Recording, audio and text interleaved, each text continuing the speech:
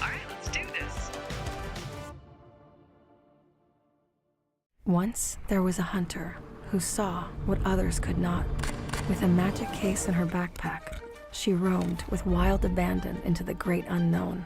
Her gaze inescapable, her reflexes lightning fast. When armies swarmed, she went through.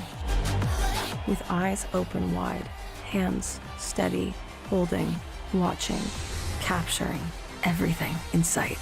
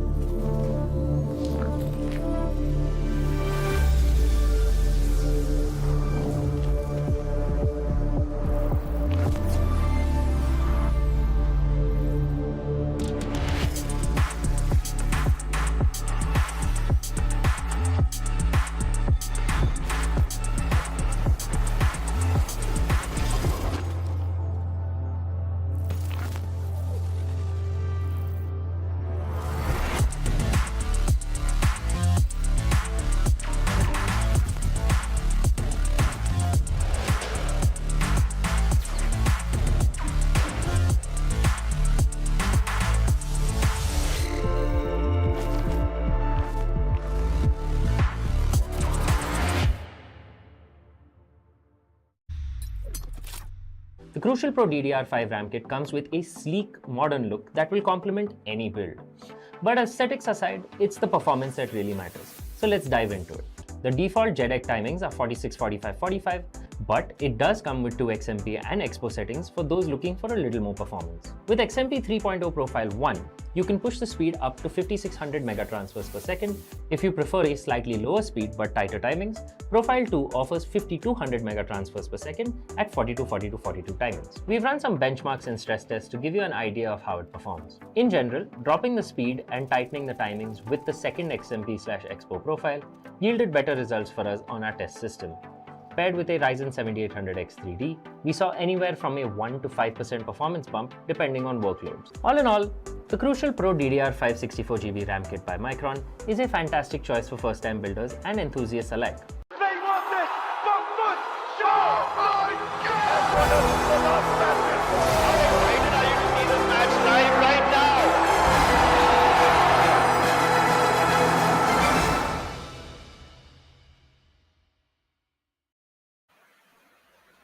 Well, the day so far has been quite fun. Once again, welcome back to the Esports Club Presents Showdown Series Season 2 of Valorant, powered by Crucial, of course by Micron, with our GP partner is going to be Zodiac Gaming, and eventually our media partner is Gossip.eg.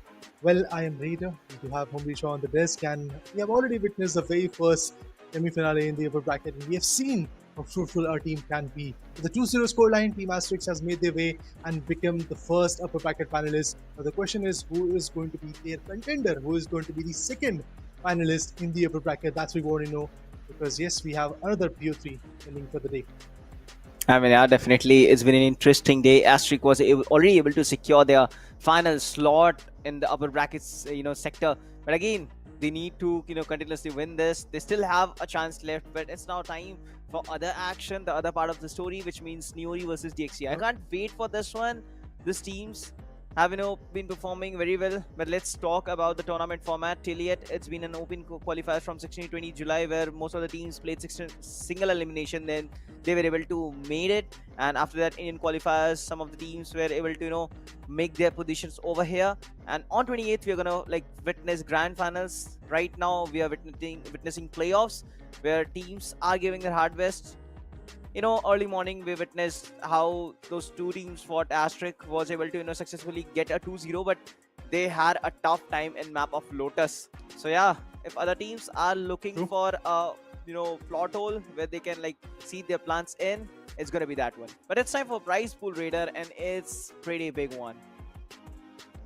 Oh yeah, apart from the bragging rights and the experience that you're going to get, you do have a prize pool of 1 lakh rupees as well, where the champs are going to take the lion's share of 50,000 rupees. Meanwhile, the runner-ups are going to get 30,000 rupees. So both the grand finalists are going to get something, but not just that, even the third finishing team is going to get 20,000 rupees as well.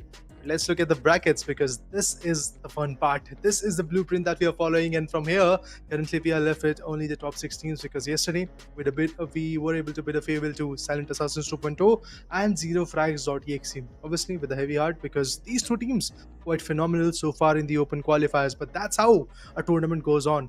The team which is best, that moves on. The team which is not that best at that moment, it has to go and say farewell to the competition. But for now, let's talk about today's matchup, guys. We have already finished up the first game. ASTERISK was able to win, as I said earlier, in a 2-0 equation. And now Team NJ is there down in the lower bracket. Moving forward, we have the game number 2 that we are going to witness pretty shortly.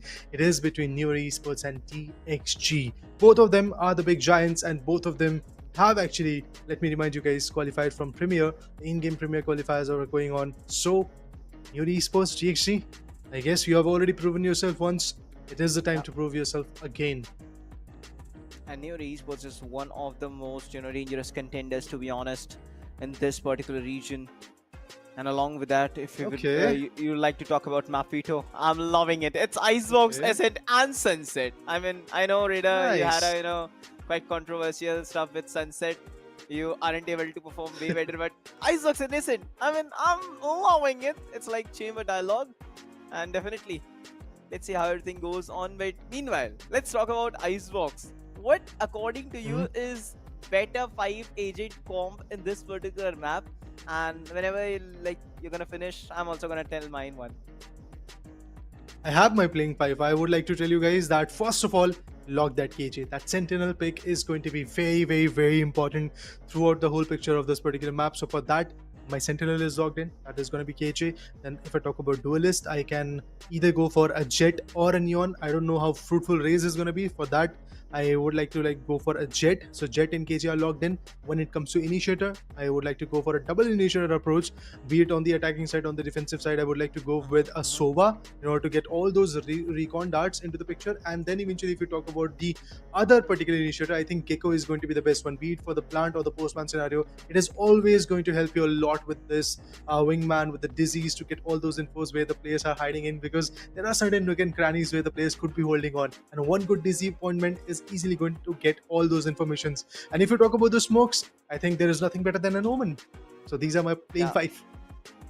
I mean, yeah, your playing 5 is pretty good, but I feel like Viper can actually play a massive role over here. Earlier, when it was the beginning season, Viper used to play an impactful role. Along with that, KJ, it's much needed to hold that mid angle, because that is the most crucial part we often see. We can also see players implementing that Sage particular stuff, because the tube is the major problem. It's a major plot hole in the map where any player can enter. So we might see in Sage, or if they are not gonna continue with Sage, they might bring up KJ again. So yeah, any one of the Sentinels or both can play just fine. And along with that, if you talk about Initiator, I feel like Sova is going to be most important one. I totally agree with that particular point. And if you talk about that supporting Initiator, I feel like Sky might play a massive role, but there aren't much Sentinels, stuff. I mean, Cypher doesn't work that fine in this particular map of Icebox, so I feel like there isn't such requirement of that particular Initiator. So Gecko might be a better option. Along with that, Duelist, of course, Jet. And if you're gonna go for double Duelist, because we got narrow gaps over there, so it's not very tough to enter in that particular site. So yeah, it's really hard to defend on particular map of Icebox, because you have multiple openings. It's really becomes chaotic when you use a lot of utility. But one more stuff, you need to use Harbor. Harbor is important in this particular map. I need to tell you. Yeah, yesterday we got to see a Harbor pick coming into the picture, and that was actually quite fruitful, because that Cove is actually going to help you a lot when it comes to the plants, and also even in the postman scenarios, that Cove can easily sustain a lot of damage. Meanwhile, your particular agents can go ahead and go for the diffusal. So all of that is obviously going to be valuable. But now these are our speculation, these are our playing 5s that we are trying to decipher on the stream. But eventually, guys, what do you think about that? You can also let us know on the chat, because our moderators are there. We also in the breaks do often love to see what chats are going on all about. currently, guys, we want to see who is supporting which particular team. We want to see, are you either on the corner of NIORY Esports or are you supporting or rooting for Team DXG? Looking at the map veto, yes, I can say that the competition is going to be very, very, very interesting. No triple-sided map so far has been chosen in this particular BO3. All the 3 maps are going to be double-sided, where we have Icebox for the starters, and then we have Ascent coming to the picture, and on the high side we have Sunset. I actually love triple-sided map as a caster and also as a gamer when it comes to Valorant. My favorite map, as I said earlier as well, in number of times, is Lotus. I just love that map, although it's not easy to tackle for everybody, but then again, guys, it happens to be my favorite map. But anyway, bro, you are here with me on the caster deck. I have to go with you, man. Okay, no problem, mate.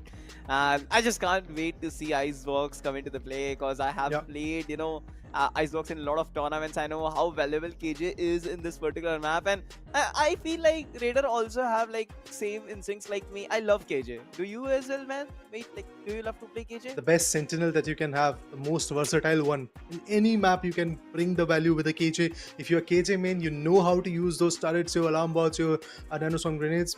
You are the best one to have in this particular team, because you can be the best anchor. I mean, Ozora and we were having that heaty conversation that I talked about in the previous BO3 as well, that Cypher is a better one agent coming to the picture. But the only reason why I don't love Cypher is basically, if you have an opponent who has got a Jet in their favor, or maybe a Breach into their favor, maybe a Sova as well, that Cypher is just not going to be useful. And what if in the map of Ascent we'll get to see a KO pick come into the picture for an initiator? One knife and your Cypher is done and dusted, buddy. Yeah, exactly. But to be honest, like, KO knife works for both of the sides, but I feel like Cypher is more of a utility dependent agent, where if you were able to like caught others in your traps, then you will be able to utilize things up. But it's KJ is more of a time based agent, so you have to like perfectly time things up. You have to put that nanoswarm so that you can slow down their push and everything. It takes a lot of time and effort to actually master KJ. With Cypher, it's all about those intel information. It acts as a semi I will say initiator as well. I mean, it get those information, get those intel, so that works pretty fine. And along with it, let's see how everything works on, because I can't wait to see Icebox and Ascent. And let's say, is it going to be a 2-0 or 2-1? Because for now, like, NIORY wasn't facing such situations like this, but let's see how they're gonna face off DXG right now. But Raider, you have seen DXG playstyle. Like, what did do they really prefer? It's like more of a coordinated, or it's a more of an individual fight kind of stuff?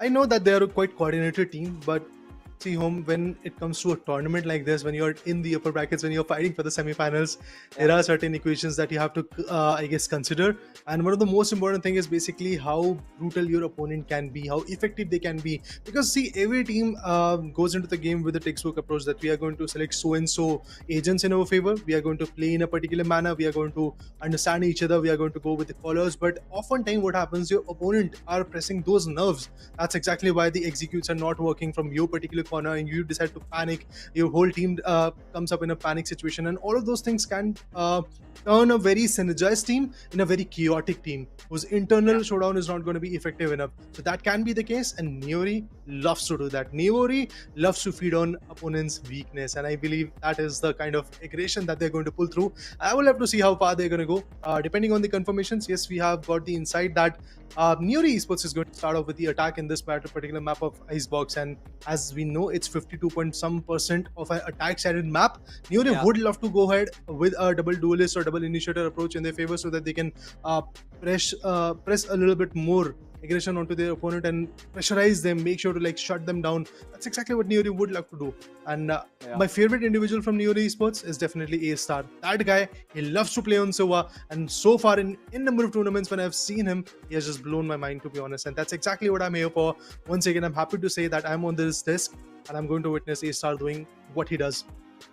Yeah, exactly. I feel like Astra also can be pretty important on this particular map. So let's wait and watch how everything goes. It feels like Astra, Viper, KJ, this might be fixed agent. There will be Jet as well, do some more, bombarding stuffs and all those stuffs. But Disease, he's a good Sentinel mains as well, and he always prefer, controllers on some of those maps. So I would love to see what Disease is gonna bring today. And along with that, DXG, if you talk about them, Panda and Caramel, two of those known players and I would love to see what comp they can come up with, because it's going to be a really close battle, to be honest. But I feel like one of the teams which always plays better under pressure is NIORY Esports, and Team DXG need to look forward that they can't let it go if they are just standing on an advantage in the mid of this game. Still, they need to respect Team NIORY, because Team NIORY, I have seen them popping out of nowhere from 2-0 to like 3-2 in the best of 5 finals in many of those tournaments. So yeah, I can't wait. And NV2K, what a duelist is he. He's one of the iconic players. Whenever he's not performing, the other are able to do other are able to pull off those frags. I had a convo with Hybrid once, like, what do you guys usually prefer? They say we don't prefer anything, we just like to play, and either if one of us are not performing, it's Haystar who always takes up the lead and just kicks down anyone whoever comes in his way.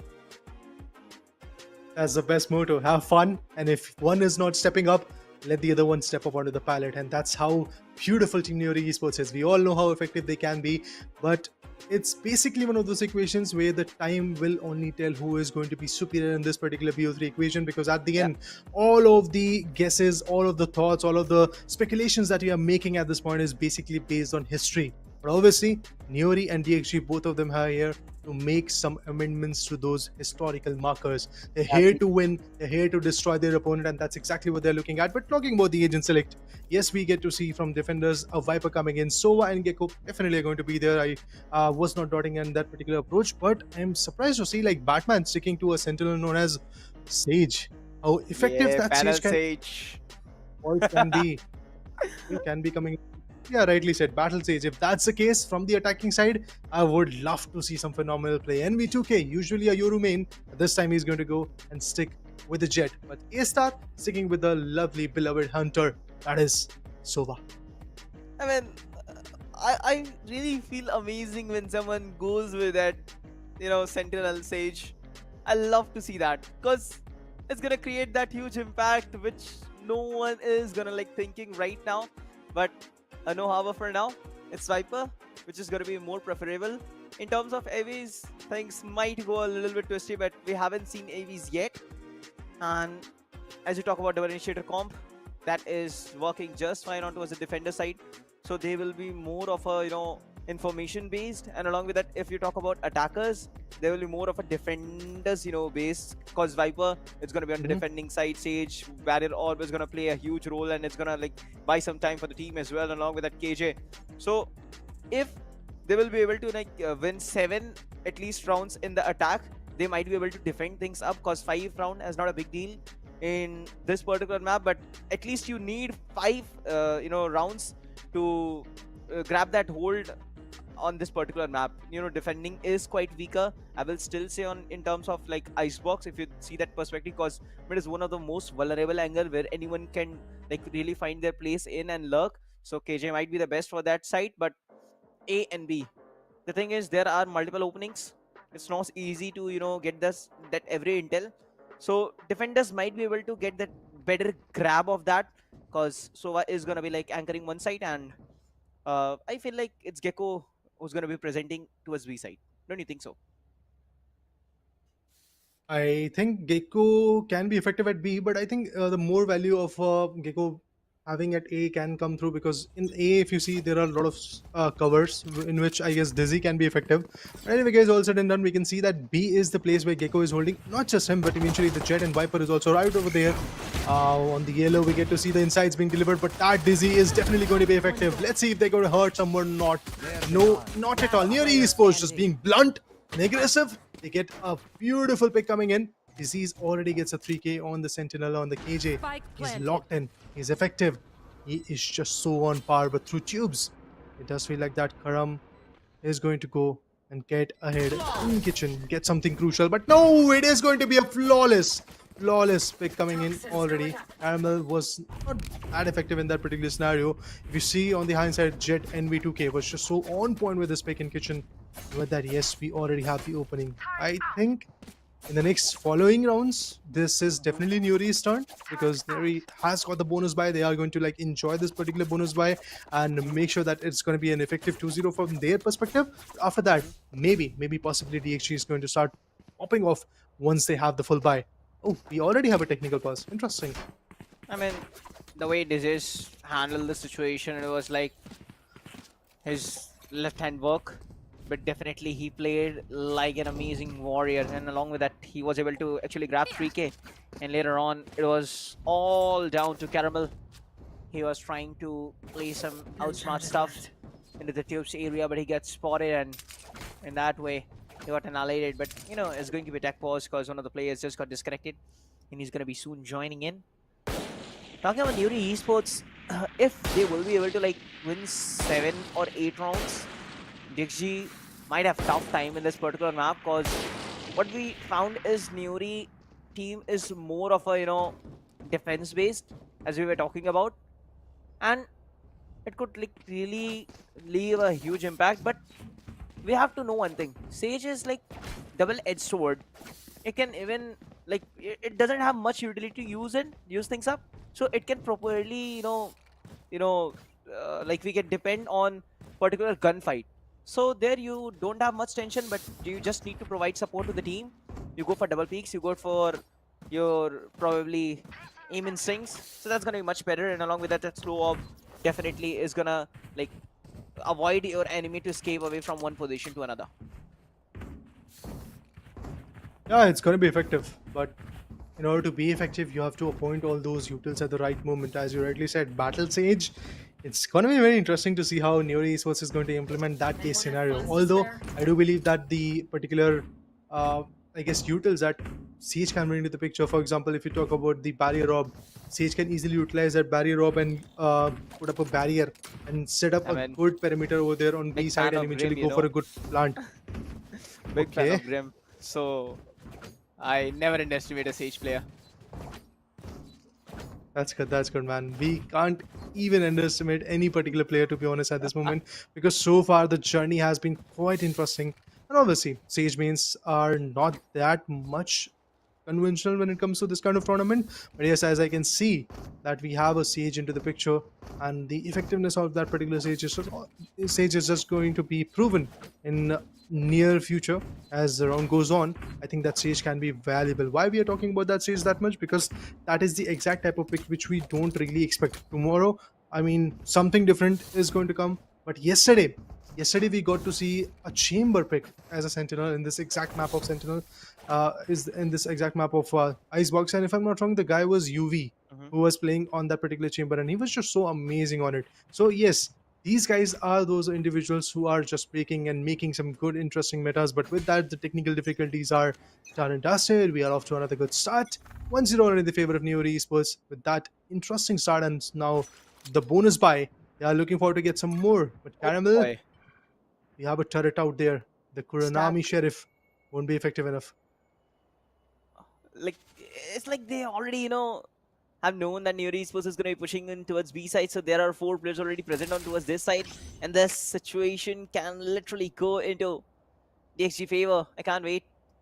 What they're going to be implementing in, it's going to be Ghosts on the side of NIORY Esports, and they are still taking time. Here goes the Recon Bowl, and it's going to not reveal any of this position, because these guys are hyper-focused. They'll be clear with the Shock Dart, and yeah, Panda deals a lot of damage over there. He's ready with his Dizzy, but I feel like it's going to be a rotation called off because they weren't able to get any intel. So they might be, sure that there is going to be no one. Yeah, KJ just entered deep into the side, so she knew that there is already a stag, but in mid, Caramel. 1-2, boom, boom. A-Star gets one, but Levi was also able to annihilate him. So it's going to be a 2v. Oh no, it's going to be a 1v4 situation. It's NV2K. It's all down to him. Let's see how well he can really handle the situation. It's almost about to lose, but those Sheriff connects, it's all over. But NV with the 3k. And with wallbang said, Levi was able to occupy that gun which was present in the mid, and he was able to convert this round. But Caramel did a fantabulous job in the mid, and that's why I love KJ Veins. They got caliber to turn any round. That is the case. In the mid, from the tubes, this guy swung, and eventually after that, look at these peaks. Oh my god, that's amazing. A beautiful one tap. Not just that, also on the other individuals. He was just so effective. But I have to give kudos to this guy as well, NV2K, pulling off a 1v3. But at the end, he had lower amount of HP. He decided to like go through the toxic screen, already was decayed, and then finally the shots of those bulldogs got connected. So all said and done, reinvestments are going to be the part and parcel. But NV2K this time has got a shorty against some Vandal. I don't know how effective it is going to be. But let's wait, watch. Something crucial comes through from here, but 1-1 scoreline that really shows that DXG is out here to give a good comeback into the whole scenario. But Batman delivers. The Sage is popping off. Then he gets taken down. The question is how far these individuals are going to push now. Bulldog has been dropped. They are looking forward to pick it up. On the hindsight, NV2K is still there with the shorty. He's not like switching to the Sheriff that has been dropped. But it's a 4v4 scoreline. I mean, 4v4 manpower advantage is not yet there between these particular teams, but the Blade Storm is already available, guys. This is just the third round. Look at this. That's what the fragging potential is all about, guys. We do have the Blade Storm being activated. The Jet can swoop the round away. But it seems like that they're just trying to fall back, and once again, it's going to be an A hit properly. Will Caramel get it some inside? Yes, Caramel got the inside, but Hybrid was able to completely shut him away this time. Here comes the updraft, and the dash could be activated pretty soon from Som, and that's exactly what happened. It's tricky. It's 3v4. Nice. Som. Last player Somehow was able standing. to convert 2K. NIORY ESPORTS still on advantage. And it was, by a round for 10 seconds left. opposition. But still, NIORY was able to pull it off. Spike planted. It's going to be a plant. But a good reveal coming indeed. Slow being realized up, but Dogzer is going to be waiting for Batman just to peek. Batman is just holding his tricky angle along with the 10v2K just surviving on bits of HP. Initiator doesn't have much Enemy information, remaining. but he somehow shuts down stage. And a good fake by NV2K. Settle things down. And it was more of expected that Team DXG is going to win this one. But the chaos went in the mid round was enough. See the trade come out of nowhere. Batman played a crucial role. Everyone from their team did a wonderful job. Some was able to convert even 2K. But later on he didn't got any support from his team. But still another save for DXG. So it's gonna be a very tricky situation if DXG won't be able to convert rounds after rounds after rounds, because they won't be able to like build much economy. And it's always gonna be a 60-40 situation. True. Definitely agreeing on your points, because building that economy is going to be a very important and vital part of this particular action. But I think here comes a barrier orb pretty soon. They would be looking forward to go for a plant. Yes, barrier orb has been appointed, but NV2K on the other corner is going to get shut down. Caramel, what a beautiful shot from that Kurunami Sheriff. That is it to come. Oh my god, that's interesting. Healing orb has been utilized so that the Sage would be back to a good, interesting amount of HP. The plant is yet to happen. Batman finally sticks it up. We do have the Swarm Grenade also being appointed. But Snakebite, this is going to hurt. This is going to hurt for sure. There you go, Caramel shuts Batman down as well. Not just that, even Panda was able to take down ASR. Hybrid is still there. The KJ is still surviving. These two individuals have to come up with a 2v4. Glitch for Pandal being so fluent. Now it's a 2v2 equation, but Levy, he steps in, and there's a thrifty round being pulled off by DXG. What? So close of a game, to be honest. So much of a close and cutthroat chase being there between these two teams. 4 rounds have happened, one by one by one by one. You can see each team failing and each team prevailing at the same time. So this is quite interesting, but nobody has been able to build that momentum. Let's see who is going to take that momentum in their favor, who is going to win back-to-back few amazing rounds and take a big lead in their name, because that's what really matters. This time, A-Star and his teammates would love to have a thrifty of their own. I mean, I feel like NIORY Esports need to implement something better, because they are every time pushing towards B side and their lurker is gonna go like deep into A. But it's better if you can like lurk into the mid area. I mean, of course, wait for KJ to peek in and then you're gonna grab that frags. But it's not happening exactly. I don't think they are going towards B side, and the opposition is able to rotate very fast. See, already the information been conveyed. They're pushing towards B side. Everyone is gonna move towards B. And that's what happening. They can even go for rotation and mind games as well. NV2K always trying to push all the way in, but no trade been made yet because the information was totally cut it off. Caramel goes for the lag down. along there is going to be a sure way rotation towards the A side. But look at the Gecko. He's already present in the mid area. Panda, he might grab some frags over here in the chaos of this battle. And along with that, the Sova and KJ is always pushing. Caramel will find 3. He's about to get an ace. It's all down to 1v1. Is he going to grab this one? That's the best chance you can have. And yes, he's going to do that though. Call me Tech out. Recalling my bot. You call me Tech? Caramel. I am Tech Master. Caramel is going to be saying like that. Oh yeah, phenomenal play coming in from Caramel. Be it with the Vandal or be it with the Sheriff. This guy delivers. That's amazing. What a massive blow to the morale of Team NIORY Esports. They started in a very good manner, but it does feel like that the downfall is coming. But on the hindsight, remember guys, it's just 5 rounds that have happened. We still have a full-fledged map. And after that, obviously 2 more maps are pending. So we might get to see a reverse sweep also coming into that particular scenario. But for now, taking the first map is going to be the goal of both the teams. DXG starting off in a very good manner as they are retaliating. But the Hunter's Fury has already been invested. Now that's a big bold statement. Defender, they had only 1 ultimate online and they were able to invest it pretty quickly. On the hindsight, Levy can be interesting the way he's approaching these fights. Can bring the value, but no! Disease and Batman combined effort from their corner. They will be able to shut 2 down. Caramel, he was able to take a good trade initially, but after that he gets taken down and here comes a barrier orb. Then the slow orb is also going to get utilized. The plant is already done. It's all about the post-plant scenario. With the half buys, these guys from NIORY Esports are being phenomenal. Look at A-Star going all in, getting all those picks. A-Star wants to shut down that operator as well. Let's see if he gets to do that or not. I think it is possible. Yeah, there you go. Home finds him. But Disease is going to take the trade away. 3-3. As I said, cat and mouse chase. Nobody is leading, nobody is losing. I don't know if they were able to retrieve off or not, but yeah, definitely is going to be 3 equalizer. Team NIORY.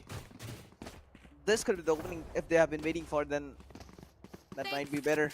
But they're committing every time on towards the B side and it's pretty much predictable. So they need to do something out of the box. And it seems like they're going to be like representing all of those sides, kind of playing split and enter strategy. Get this inters. It's an initial Hunter's Fury investment and we'll be able to find some information. Along with that, defenders just lost their one of the players thanks to Jet. But oh, Storm with the Blaze Storm. He's gonna be trading things up. But found a lot of information. Went very wide, went very open, and he wasn't able to connect shots. Oh, Direction there you win. go. Utilized up, and NV2K is back. That's magic. Wow. Yeah. That's the perk of having a stage in your favor, man. If you make some mistakes, you are always there to amend it if the ultimate is online. DC goes in, Toxic Strain is up high. And as we can see, the picks are already coming in. It's basically a 3v5 equation, that too in a post-run scenario. But Panda, he is going to make sure that Batman is himself going to get taken down. Not just that, Stronger is being delivered. As we can see, the swings are going to come through. NV2K gets one more. A-Star sums it up by taking down Caramel. That's it, guys. There you go. 3-4 is the scoreline. Back-to-back 2 rounds in the favor of NIORY Esports. Now, they have taken the lead. But the question is, will DXG be back in this round, or are we going to witness for the very first time a lead of 2 rounds? Let's see. Let's see if that's going to be the case. As we can already see that NIORY Esports is readily available with their ultimates. They do have a Blade Storm. They do have a Viper Spread. They do have a KG's lockdown as well. So that attacker's lockdown can be very, very effective, especially in order to clear away the A side and then go for a good plant. Obviously, the post plant is somewhere where Viper Spread can be effective. But I don't think so. All these 3 ultimates are going to get utilized in a single particular round, because if that happens, that too in a thrifty round for Team DXG, that means DXG has done it. That means DXG has already pressurized their opponent. But look at that. Sova finds an outlaw pick onto A-Star, takes a trade, and from there, again a 4v4 battle starts. Yeah, now this is the round where they can like actually play a card up the sleeves. I mean, if definitely that turret is gonna like let know that someone is gonna be lurking into the mid, and KJ needs to go for that particular area to check that particular stuff. But it's gonna be heavy coming towards A side. That's already 1 minute left on the clock. The Vapor already holding on the B mains, so there is no entry. It's not gonna be easy if they will be able to commit it. They need to fight that Viper ult. Here goes Nano Storm. Oh, Storm gets a lot of damage. This time they need to push in. But Batman just surviving on 29 bits of HP and he healed himself up. Enemy tagged. Oh, lockdown being initiated and was much needed one. So they're gonna be surely committing on towards this side. And no such mid luck. KJ is just playing, Blocking sight. backside to ensure that no one is gonna be pushing from mid. Red's gonna be attackers Viper Pit. Just gonna play a brilliant role, and I'm not sure if that outlaw connected or not, but that wall is gonna play a major problem. Like, the wall he's making, it's completely cutting off Raptors area where defenders can actually push it. Oh, but wow. NV 2K 4 kills. Dude, I thought the kill feed was popping up, but when I saw that red player, it was NV 2K all around. He did it Oh, yeah. so smoothly. That guy. Yeah, the spot that he was holding was quite interesting. I mean, see, after KJ got taken down, everybody knew where NV2K is, but then also NV2K was able to like get the upper hand onto that particular fight. That's interesting. That shows how fruitful of a guy can NV2K be. Now that was a good pick, and yes, guys, as I said, for the very first time, we'll get to see a lead of 2 good rounds in this particular matchup, in the very first matchup of the second BO3 today. Semifinals 2, that means upper bracket semifinals 2 has so far been very, very interesting. The close cutthroat matchup was there, but a lot of whiff. Initially, yes, that whiff is going to be drastic, but Panda and Levy, look at them going all in. Caramel on the other corner shuts down ASR as well. The Thrash has been activated. The one and only individual that is left right now is going to be Hybrid. It's pretty close. Nice. Oh, there you go. So that small gap in this barrier, costed him his life. Otherwise, maybe he could have got something beautiful. But anyway, one more pick. That's it, guys. Hybrid was able to get just one more pick. On the hindsight, we will get to see the operator once again being picked. That means DXG is back in game. That's what I have to say. But look at this. NV2K, the misses that he gave, the whiff that came through. I was not really expecting this kind of a blunder being done by both him and also Batman. Both of them failed to take down Levy. Maybe Levy is just better in that particular fight specifically. I mean, I feel like Levi did a brilliant job, but it was the guy who was like representing onto the B mains area. He just got annihilated very early. If it was a mid push, he could have like pushed a bit slower so that he could have surprised the others. But meanwhile, it's gonna be a tube push from the side of Caramel. And meanwhile, attackers are gonna be pushing all the way in towards A. Your fault. Viper is still looking forward to like just stop that backstabber. But Caramel versus it's gonna be a close battle. But who's gonna win this one on that mid? Oh yeah, Caramel always does it in a way better manner. And SNV2K, he was able to shut down others. On this particular side, it's gonna be a 3v3 situation.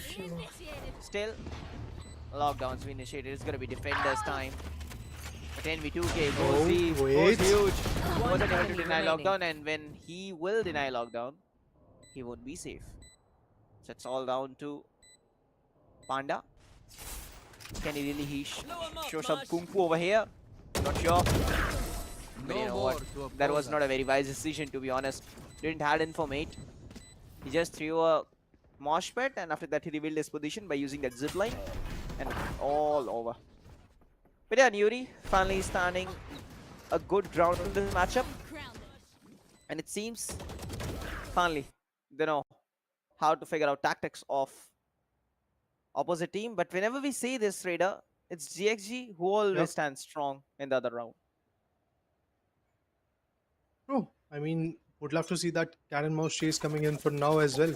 But the fact is, NIORY eSports, they're already pretty close to having that advantage of the first half. While attacking, they need to have at least a 7-5 scoreline, and that's exactly what they're aiming for. Okay, the Cloudburst goes in, and is Fury being utilized, but Dosa gets Hybrid down. Batman retaliates and takes on Som as well. Pretty interesting now. This is a good start for both the teams, to be honest. I have to say this. Like, they have taken the trades, they have even NIORY eSports have made sure that the only ultimate that was available is now invested.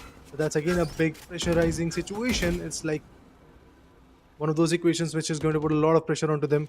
But Owldrone, is he going to get any information so far? Yes, I guess from both the sides we got to see the information conversions. Levy on the other corner gets NV2K. Now that's critical. The damage should have not happened.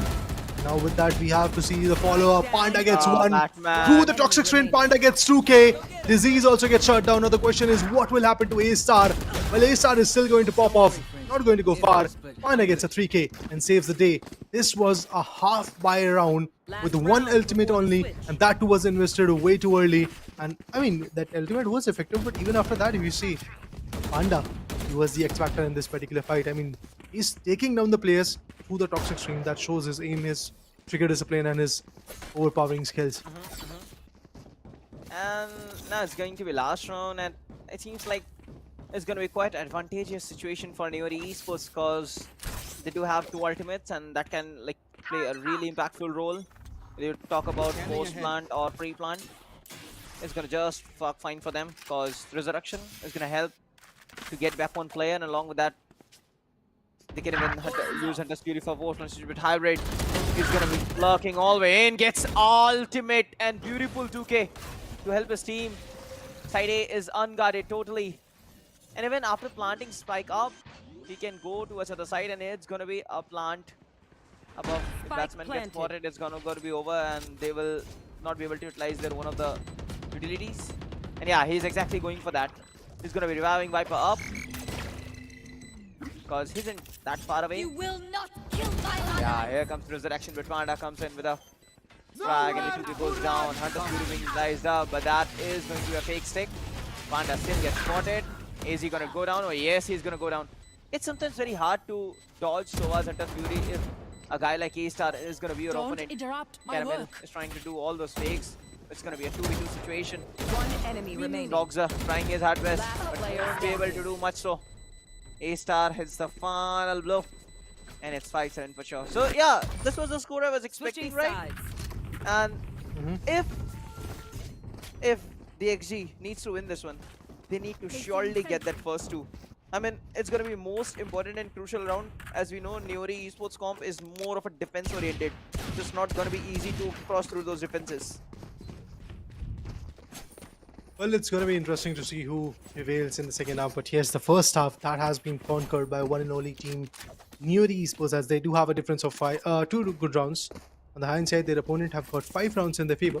Now, the fact is, DXG needs to win the pistol round. If they do it, 7-5 is the, I guess, viable scoreline that we are looking at. But on the hindsight, everybody knows that they could be approached for the B side, and it does feel like that Batman and NV2K, both of them, along with the Viper, has figured it out. Dizzy goes in, all drone. Heavy investments, heavy deployment of utils are going to come through, as we can see. Bring up the position is not going to be easy. Now the Cubby angle has been blocked off. Hybrid finds Levy. That's a crucial pick from NIORY esports. They're going to push back a bit from yellow. Barrier orb being deployed.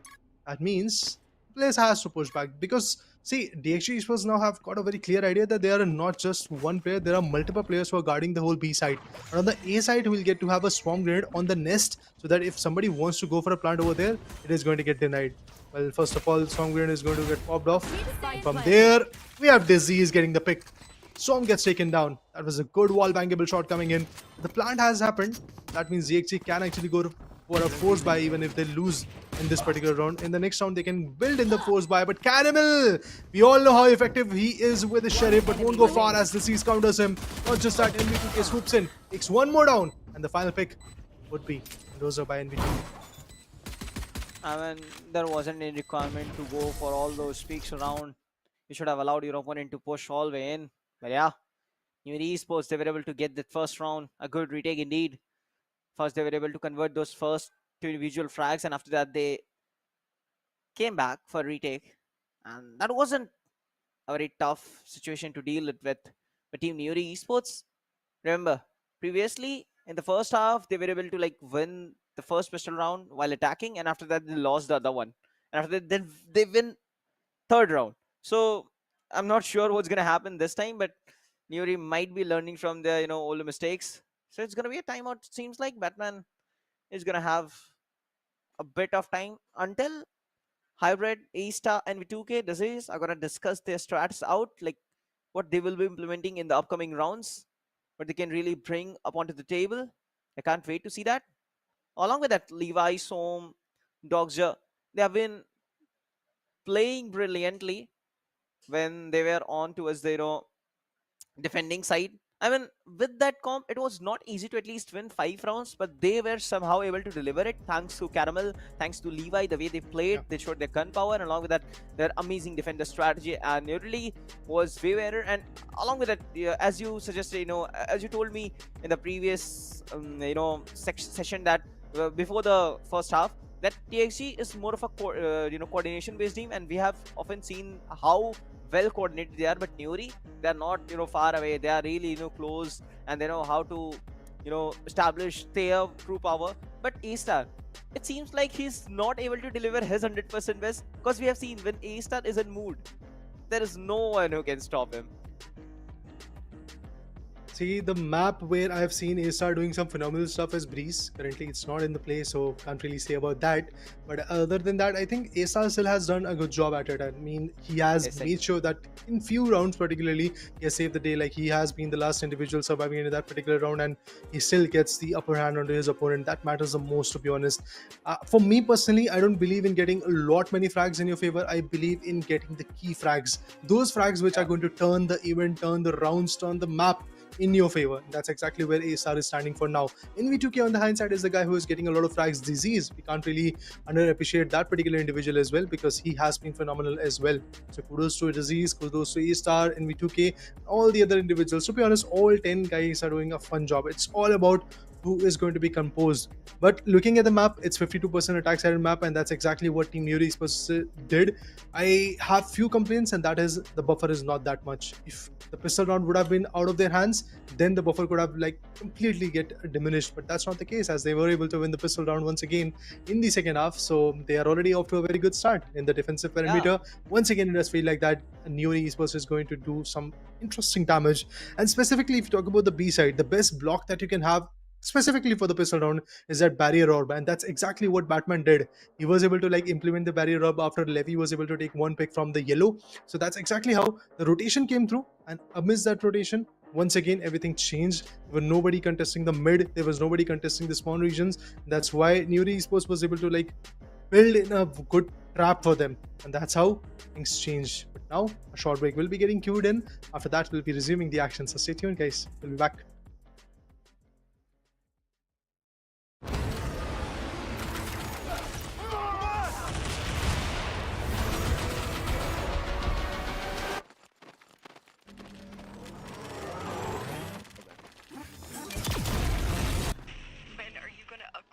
System.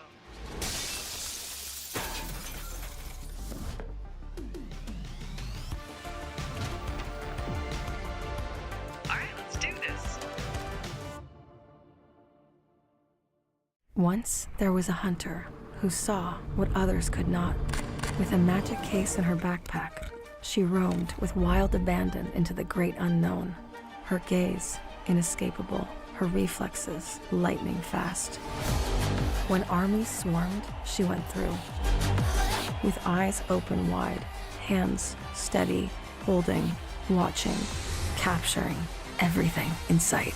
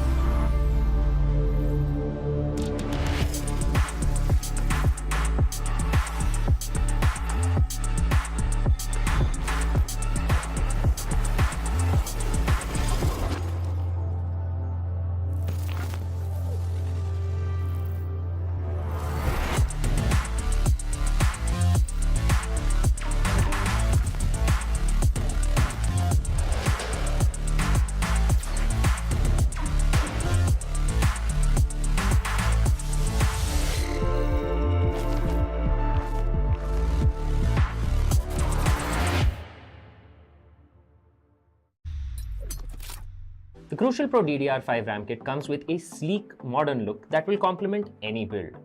But aesthetics aside, it's the performance that really matters. So let's dive into it. The default JEDEC timings are 46, 45, 45, but it does come with 2 XMP and Expo settings for those looking for a little more performance. With XMP 3.0 Profile 1, you can push the speed up to 5600 megatransfers per second. If you prefer a slightly lower speed but tighter timings, Profile 2 offers 5200 megatransfers per second at 42, 42, 42 timings. We've run some benchmarks and stress tests to give you an idea of how it performs. In general, dropping the speed and tightening the timings with the second XMP/Expo profile yielded better results for us on our test system.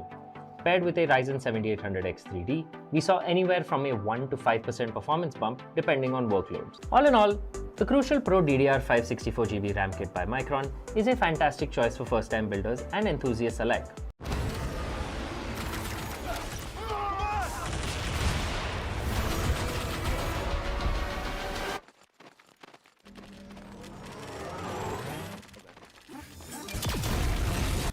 When are you gonna upgrade your system?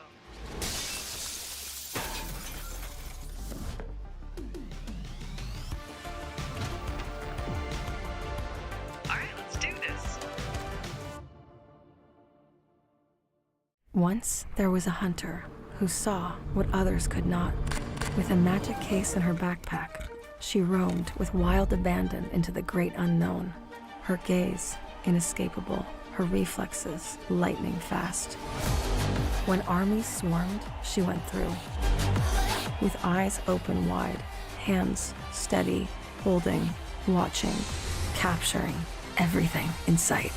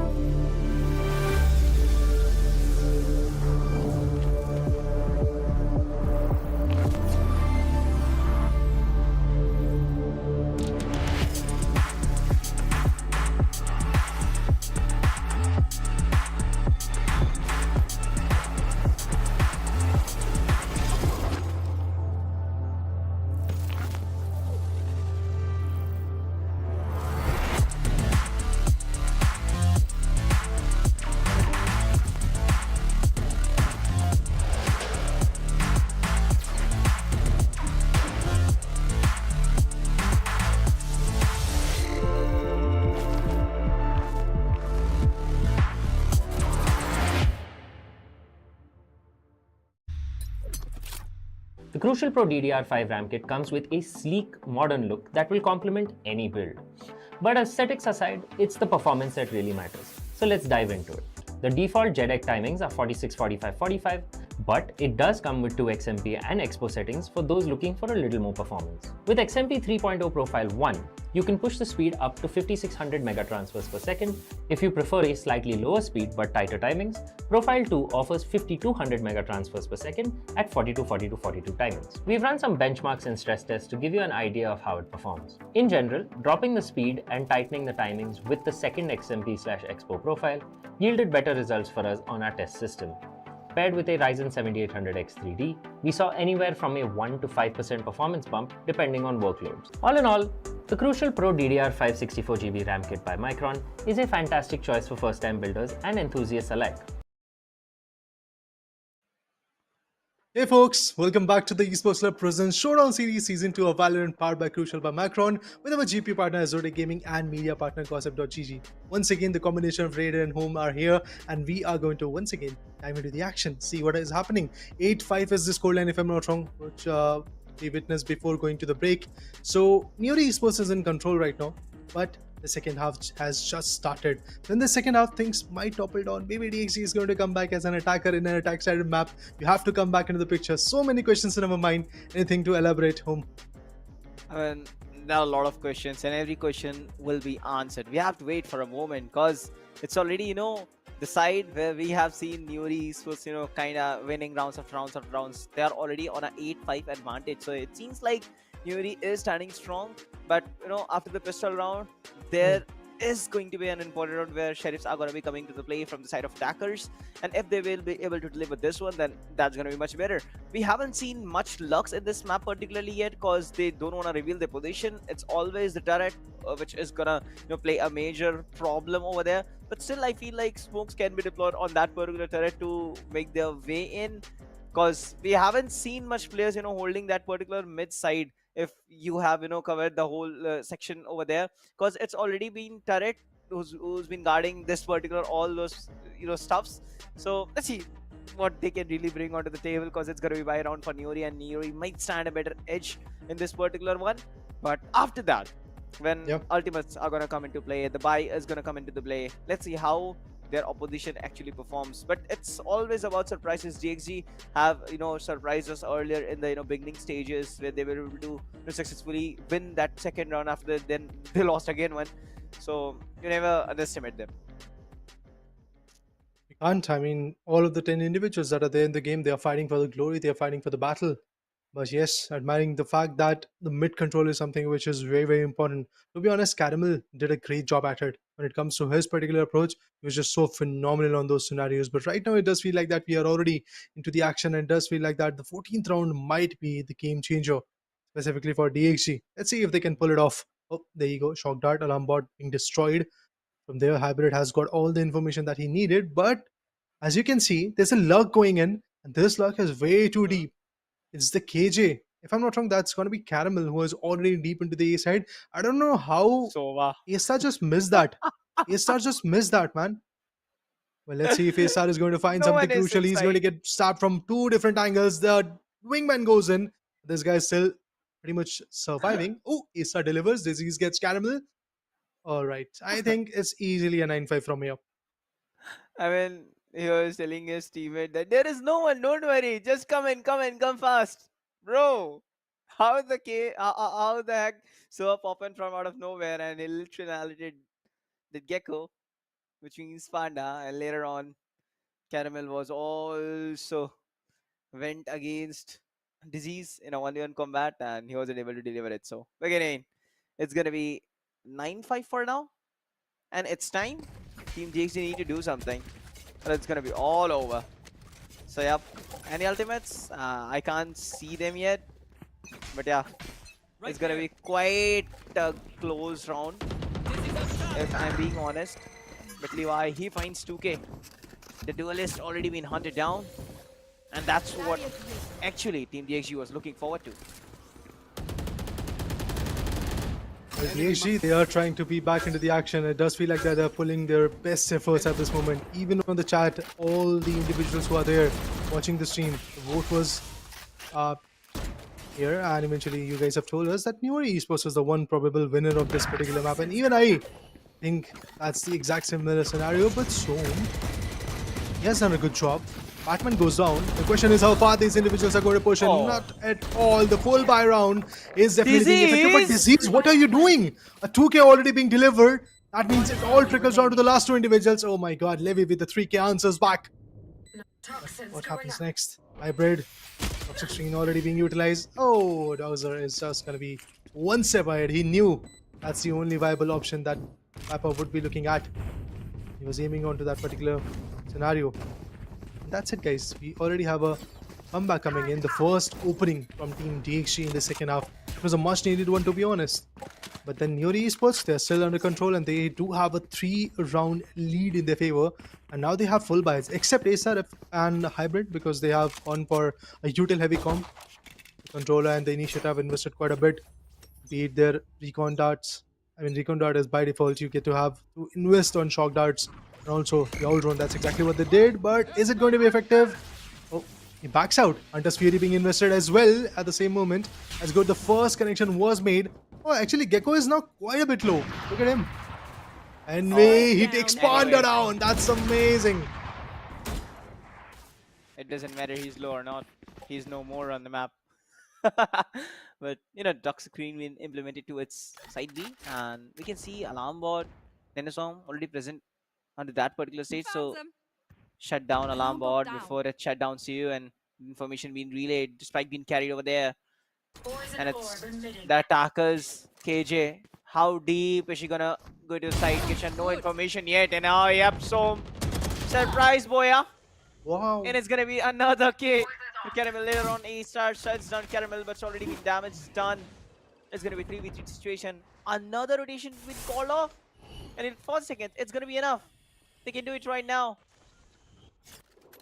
And 3 defenders are going to be holding on to his V, but it's A-Star who's going to be guarding that mid angle. If he will be able to find the frag, then it's going to be great, but he somehow whiffs it. And later on decides to anchor A. That's better. Rotation being called off again, but this Viper, this cheeky little play is going to change the game scenario. Rox does his position being revealed. A lot of sprays are going to be coming in. A 2v1. Somehow someone was able to find the frag with the Viper. That late play is going to turn and dust everything up, and it's Levi finally. It was the kill into his team favor, and it's 7-9 for now. Now NIORY Esports don't have any buy. But yep, from now onwards, Ultimate will come into play. Batman was confused at that point. I mean, he had two targets to hit on. One, the wall bangable shots that he could have hit onto the planter. Other one onto the right angle. But he got confused and eventually was shot down from both the sides. So that was a little bit disheartening to watch. But anyway, guys, all said and done. Slowly but steadily, DXG is coming back to the action. As they do have a full buy this time. NIORY on the other corner is going to go for some economical plays. I don't know how effective they are going to be there. MV2K's position is pretty much aware, and Uxar is just going to get the advantage out of it. Finds one, Panda retaliates and takes down A-Star as well. Now the critical path starts from here. I don't know who is going to pick up the pace, but it does feel like that NIORY Esports are now at a very uncomfortable spot. Oh, the Sheriff shots. A little bit of a connection. Of that to push him back. Place can easily go for a rotation, and look at KJ. Look at Caramel. He is holding the spawn at this point because he knows if somebody comes up with a backstab, he can easily shut him away. Some on the other corner with a wall bangable shot shuts Hybrid down as well. Question relies. The question is still same. Is there a comeback coming in from DXG? So far, the answer is yes. There you go. Panda relaying onto the shot that the Jet was able to put on. And now it's all about Disease, the last man standing. Exit tracks, that's the only viable option, but he is going to get nothing. Yes, nothing. Flawless is the equation that Team DXG is going to get. Beautiful comeback. Valiant effort from the corner. Nothing is really working for Team NIORY Esports. I feel like the tech pause really, forced something out of nothing to do this DXG amazing stats. The way they are playing, they are being unpredictable. The lurks, they are trying to implement everything up. Caramel, Levi, these guys are playing crucial role every time they are going towards the mid. The previous round, of course, that was save round for NIORY Esports, so they didn't try much. Totally dependent upon their gun power. Was all way in, going for those two double picks. But oh my god, just look at this! What is happening? It's just a wall which is causing problems. Meanwhile, Doctor sets down to see a lot of information being revealed. High grade, Batman gets 3, and boy, what was happening on side? I didn't knew. It was just a toxic screen in their way. And as soon as the information been relayed, Hybrid and Batman were able to capitalize, but it's going to be Caramel who can still turn around the situation. The spike is into Team NIORY's favor. Last player standing. They can still play way better. Hybrid with the 3k. It's all down to Sova. Here. Already the main's been walled off. So you don't have much option instead to lurk here, there, around. But if Sova already had that information that spike is being dropped down there, why is he holding site A? I mean, of course, the opposition Sova is not Omen power, having Omen powers that he's gonna like literally take the spike up and he's gonna plant somewhere else. But maybe Hybrid and Sage don't have information that spike was just over here. Well, at the end, Let them try to get there is a round for Team NIORY Esports. Like 2 back-to-back rounds were converted. Not 2, but I guess 3 back-to-back rounds were converted in the favor of Team DXG. turret out. Finally, Team NIORY Esports are breaking the silence once again. They are picking up the pace. It was a well-invested round. They had to win it, and they did. And that's what matters. If you have a lead, you have to make sure that you're going to go out with a victory till the end. And currently, it does feel like that NIORY Esports, now at the double digit, are going to be like a little bit more aggressive, a little bit more effective. Because once you have the double digit, you're just 3 steps away from a map victory. I think at this point, this owl drone can be quite effective, but the Thrash is going to let it go, but the slow orb is going to like delay it quite a bit.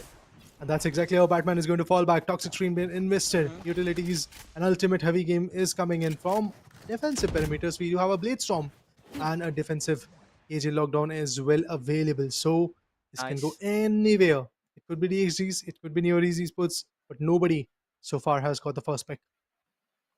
Yeah, I mean, NV2K is going to be present over here. They are just waiting for us to commit anything. Going to be playing onto the back foots instead of allowing their opposition to gain that advantage. Meanwhile, KG is looking for lurks. NIORY Esports never been such a team which always, prefer lurks. It's a very rare occasion. Here comes Wingman being guarded by Trash. And definitely gonna watch someone. No, the backup was already prepared. Someone was able to dodge it. And it's just begin. Lockdown being initiated, but they will be defusing half. No, they are gonna go for full. The wall being deployed up, and that was a really bad plan, to be honest. And that's it. NIORY Esports won this one. Gecko will be really thrashed out. I mean, they literally committed 2 mistakes. First of all, using the thrash in the initial stage while being on the slow orb. Even after knowing that they could have waited for a moment, and later on, Gecko literally planted that spike so bad that it was even in cover. Jet was able to defuse it. Doesn't matter, and they even wasted 2 of their ultimates, Lockdown and Thrash. Take flight. Obviously, I mean, going for such a util heavy game and then when you are not effective, and also not just util heavy, when you invest that much ultimates and are not effective, it really breaks the momentum. It really breaks the whole play style that you were looking at. Currently, DXG, they are in a very tricky spot because remember, NIORY Esports is just 1 step away from their match point, and I truly believe they can get it. I truly believe this is a team who has got that capability, who has got that manpower to build in a good play. And on the hindsight, we have a Dizzy. They're approaching, the plan is going to come through, but I guess the Swarm Grenade is going to deny it. Yes, the Swarm Grenade is going to be there. Oh, it actually is not. That's interesting. That's interesting. Swarm Grenade was up high onto the box. I thought maybe it is going to be in the radius. But as we can see, the Mosh Pit was able to push them back. But here comes the defenders, KJ Lockdown. That's exactly what I was talking about. That's how you go for ultimate. But anyway, what was that reflex? This guy is just phenomenal. 1 step ahead is going to be the play style. And now they have to go for a diffusal. They don't have a Gecko. That's exactly why the wingman play is not going to work. But they do have a barrier orb. And here comes the diffusal. Viper Speed being invested. But even before you can break the wall, you can shut down the opponents. The match point is still going to come through. It's just Disease who is going to save his weapon. The Gaia Vengeance in his favor. But apart from that, when it comes to the round, they do have the round in their favor. Batman is happy about it. And V2K is sufficiently happy about this round. But at the end, all said and done, 12-8. OT is the only option home. I mean, they give it all. They even use defenders lockdown, they use Viper Pit, they use barrier off, to defuse, they spike up, and you have to be Chris Jericho to break wall. I mean, of course, I'm just kidding. It's 8-12 for now. Found them. My ult is ready. Ultimate grim situation for DXG. They don't have vibe, bro. They need to go for force. You can't do much over here. Really investing 2 of ultimates.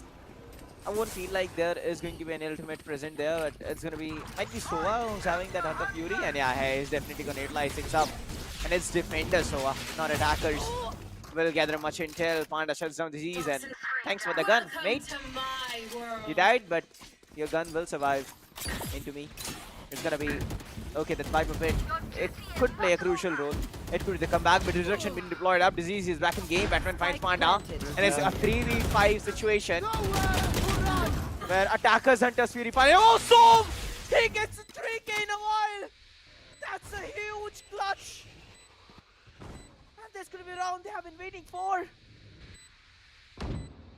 8-12, dude. I wasn't expecting this to happen, but so he finally did it. Here comes the moment. Oh, and V2K still finds it. Remaining. Oxar has been taken down. Disease goes down, and V2K gets retaliated. So home with a 5k. Maybe one more ace is something that we are going to witness pretty soon. The timer is running low. Spike is going to go kaboom. Yes, there is no defusal from here. But is it going to be an ace? That's the big question. Someone's like, no, I'm just going to flee. I think they should have taken the 1v1, man. Some could have got an ace. But anyway, guys, they go into the blast radius. Economical advantage is still going to be there in NIORY Esports' perspective, although they also played a ultimate heavy round in the previous round because Resurrection came through, but nothing of a value was converted. I mean, they were picks, but at the end, when the spike is already planted and the spike is off, that means you have already lost the round. So 12-9 is the scoreline where Team DXG is still seeking for a way to come back. But on the hindsight, I truly believe it is going to be all Sheriff round, all Sheriff buys with some heavy shields, some half shields as well along the way.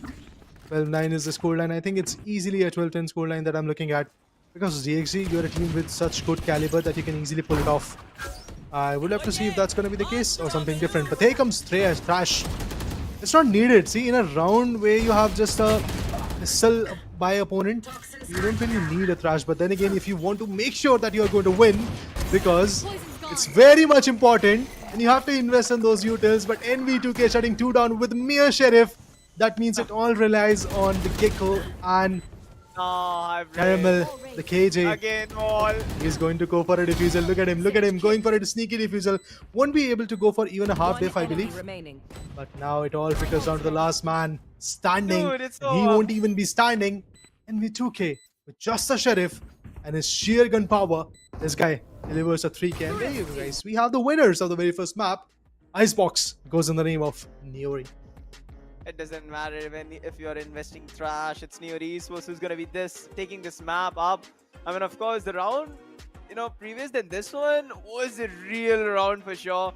I mean, both of the teams utilized 2 of those ultimates, and what a crazy way to finish things up. But I wasn't expecting NIORY Esports to clutch this round, because they just lost the previous one where they put everything. They lost a 3v5, so was able to clutch it. But it's not gonna be so every time who is gonna grab frags for you. You need to sometimes show your effort. I mean, of course, the advantage was on towards the favor of Team DXG. They were having guns, they were having that ultimate Thrash, and they were able to even find those individual frags. But I feel like instead of Levi and Caramel taking the charge, the others also should they need to perform. So actually tried his hard best, but he got caught in the chaos and he was later on being eliminated. A lot of chaos went on, but of course it was 4v2, and after that it went 2v0. Feeling harsh for them, like feeling really bad for them. But yeah, DXG, they might make a comeback in Ascent, but the longest map is Ascent, so they better be prepared.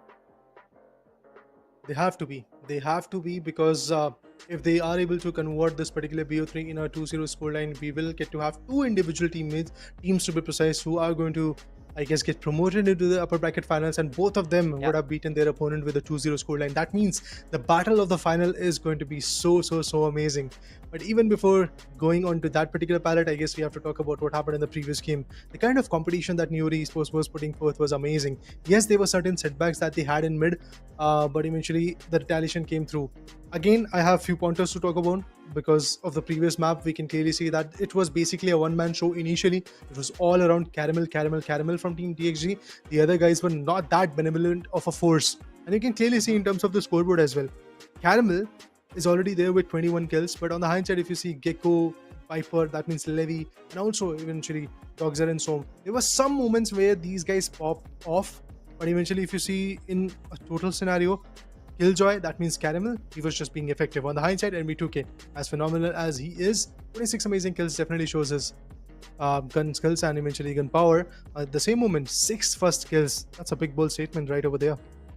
Yeah, exactly. I mean, to be honest, DXG was caught up in such a situation that they weren't able to do anything. If they were, going deep down, they were going for frags, they were getting eliminated by those, double peaks over there. And if they were like really playing at the back, then that Sage wall was the real stuff. I mean, Batman literally annoyed a lot of rounds. A lot of those rounds he was just going and sticking with the diffuse, and I feel like DXG panicked a little bit, or it could have been a smooth round because they did had lineups, Sova lineups, Viper lineups, and along with that, KJ lineups. What do you need, man? And of course that mosh pit that played a brilliant role over there sometimes. So it's just, if DXG was a little bit patient, they could have performed much better. Or if you want to play for frag, then you can like get those lurks over there into the mid, or you can get for those initial stages. But Team NIORY Esports, they were smart enough to every time defy them.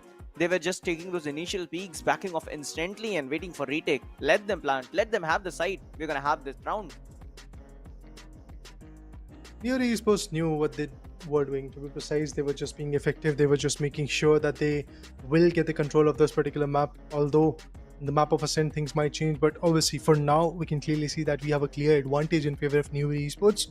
I think DXG on the hindsight is going to give a good strong comeback in that particular map. That's quite possible, because even in this map you see that the first half was totally in their control. 7-5 of a scoreline was there, still in the favor of NIORY Esports. But at the end, if a defensive team is getting 5 rounds in the map of Icebox, I think you're still at a very good comfortable spot.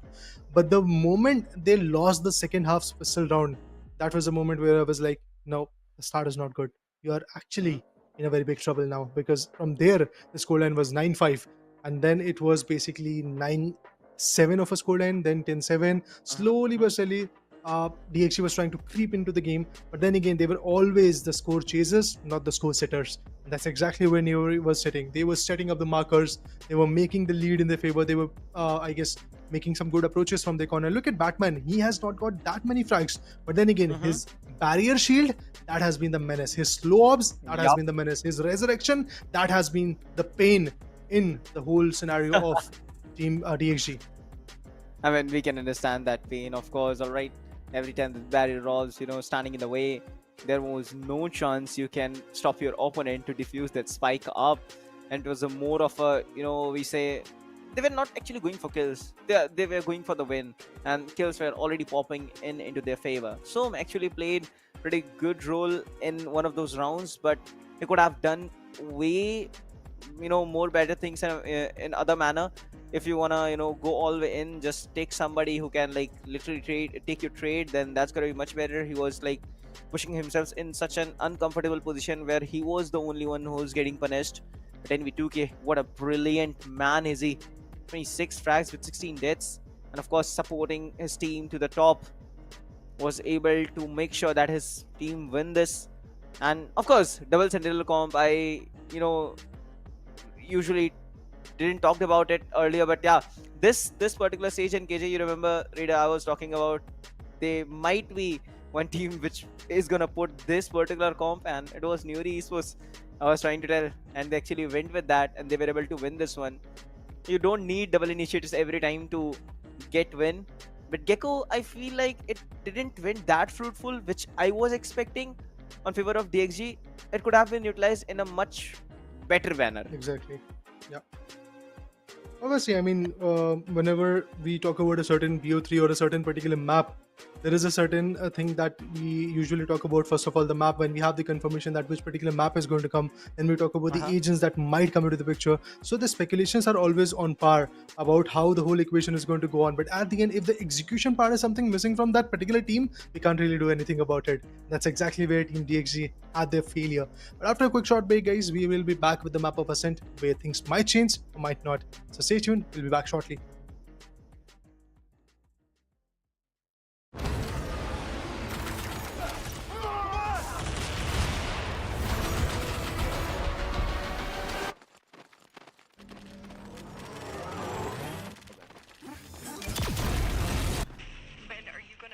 Your system.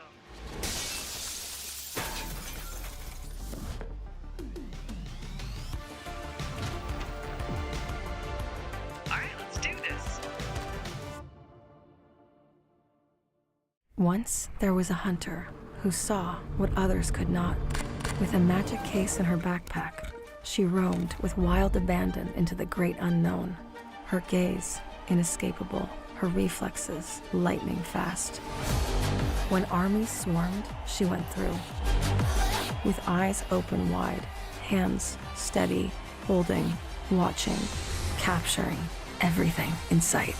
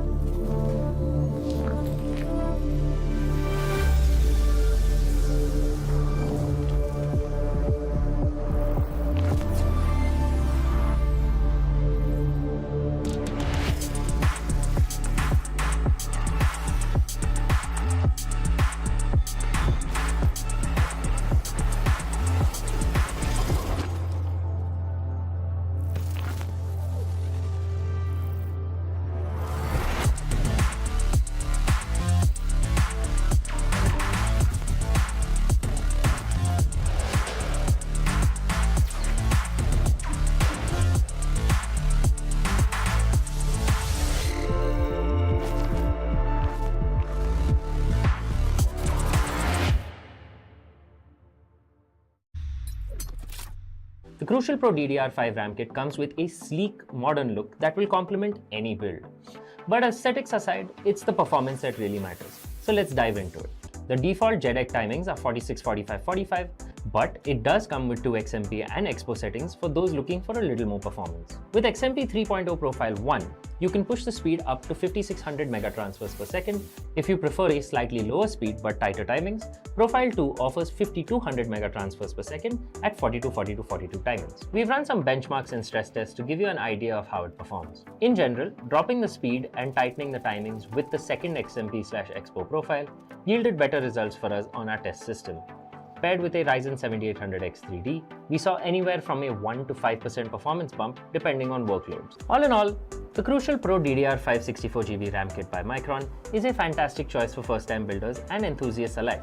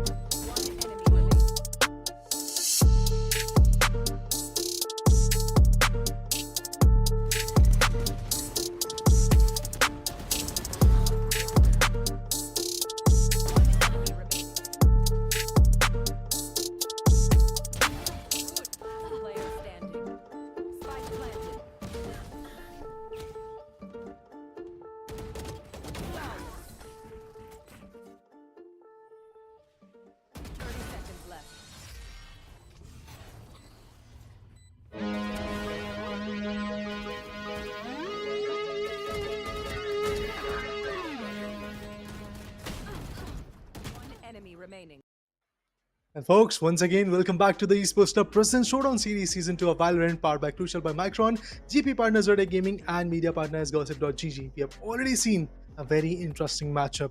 I mean, we thought that DXG is going to come back into the action, but that didn't really happen because there was just Caramel who was popping off into the picture. Panda, in some rounds he was good, in some rounds he was not. But Caramel, I have to give kudos to him. Being a sentinel, the guy outperformed everybody else in the whole lobby. The way he performed was absolutely massive, but the question remains the same.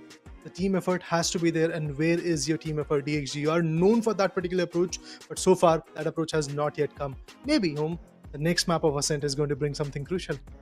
Yeah, exactly. And we are gonna totally say that fact. We are gonna agree on this particular fact that Ascent will consist of again Sova, KO, and it's probably gonna be Chet, and again it's gonna be Sentinel. Of course, we always agree Sentinel. Whenever there is Sentinel, it's KJ. There is no other Sentinel which can really match that level, bro. And of course, last agent, it might be Omen. Yeah, it will be better if they go for Omen instead of Brim. It was a time when people used to go with Astra, but it's already far away. The time when Astra came from 5-star to 4-star, it was over for her. I mean, since the start of this event today, day 3 of playoffs, you have been talking about Astra being the best controller, one of the best controllers. I want to ask you, what are your opinions behind it? I mean, why are you saying every now and then that Astra is one of the best one that you can have? I mean, Astra is a double-edged sword, if you can say.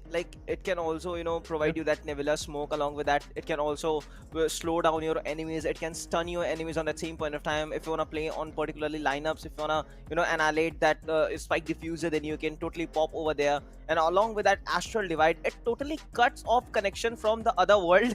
I mean, of course, you can create 2 maps in a single map, and along with that, you can take control of the site. You can clear that whole area up. Along with that, you can take those individual fights. No player is going to be popping in because they don't have any information. And along with that, utils can't pass through that wall. I mean, if you are a rage, you are going for showstopper, and if you hits out from the other side of that wall, then it's all over for you, bro.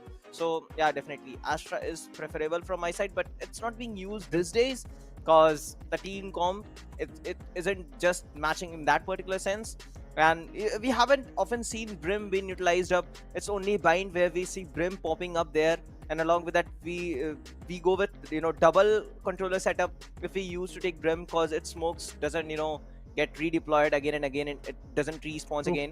So yeah, that is the problem, Brim being totally cut off, and it's been more preferable towards Clove and Omen these days. I mean, Brim can be effective, but only if you know the lineups. I mean, same goes for Sova as well when it comes to post-plant scenario. Even for, I guess, KJ, you can see if you have good lineups on Nanoswarm grenades are going to be absolutely on point when it comes to the post-plant scenario, or maybe even trying to retake the particular sites. But all said and done, guys, I guess we have to wait and watch. We have to see what kind of agent selections are going to be there. We have already given us our pick, and I totally agree with your choices, because I would love to see a Omen when it comes to controller. I would love to see the Sentinel KJ come into the picture. When it comes to initiators, I guess at that point Sova, KO, even Breach for some particular comps can work a lot. Gecko, I doubt it's going to be that fruitful. On the hindsight, even for Sky, Guiding Light, Trailblazer, yeah, they are phenomenal ultimates and abilities that can come through from Sky as well, but I don't think so it's going to be that much fruitful and overpowering in this particular map. So yeah, it really matters in which particular map you are diving in and how far you want to push the competition. Talking about the competition, it is basically a BO3. That means even when DXG is now down a map, they can come up with a reverse sweep, and we are here to witness if that's going to happen. If a reverse sweep comes through, that will be again very interesting to watch. I mean, if you talk about this particular agents, there are a set of agents which are only made for Abyss, I feel like. Or Abyss was made for them. It's like Gecko, it's like Astra, it's Harbor. Harbor can play a huge role because, the way there are 3 openings, Harbor can cover the whole area up. And as we were, talking about this going to be 5 comps. And exactly, I mean, I always see this particular comp in map of Ascent whenever I see, national level matches.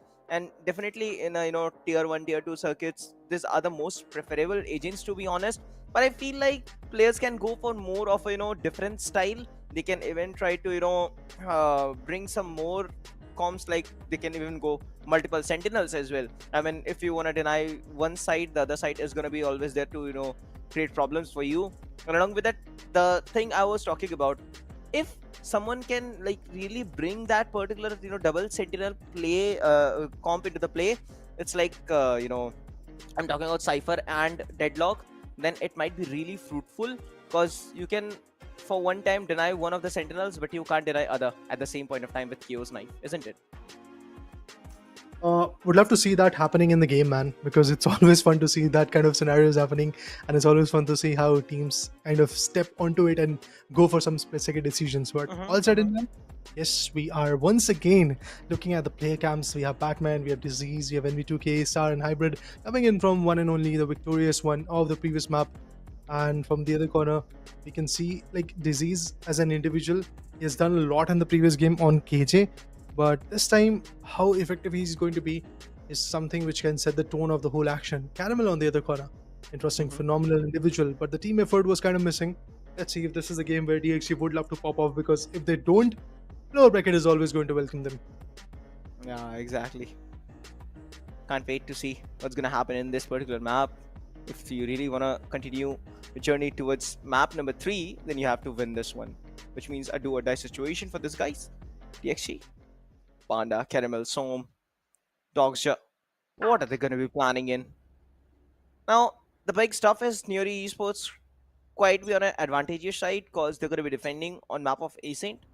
And it's always better to defend on particular map of Ascent. You can even utilize your Sova skills. And let's see how everything goes on. And first of all, Raider, it's NIORY map pick. And still DXG choose to go for attack. I don't know what they are going to be planning in. Let's see. I mean, it is one of those maps where the defensive perimeter can be on par, and that's exactly what happened. Even before I could have like ended my sentence, we will get to see the round being ended. That's amazing, man. That's one way to show your opponent that yes, we are the winner of the previous map, and B, it's our pick. It's our ground that you are playing on, and we are not going to let you win in this particular scenario. And if that happens, remember, the DXG fans, you will be seeing a 2-0 scoreline against your favorite team. That would be Team DXG, of course. So for DXG, I think they have to make sure that they come in a bold manner, specifically from the full buy. I don't believe that they're going to come back in a good manner in terms of this particular round, the second one.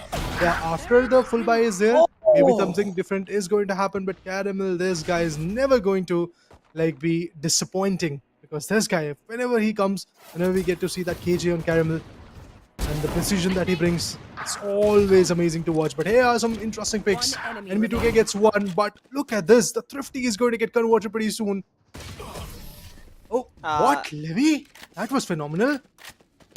I mean, it's sort of wool mantra for NIORY.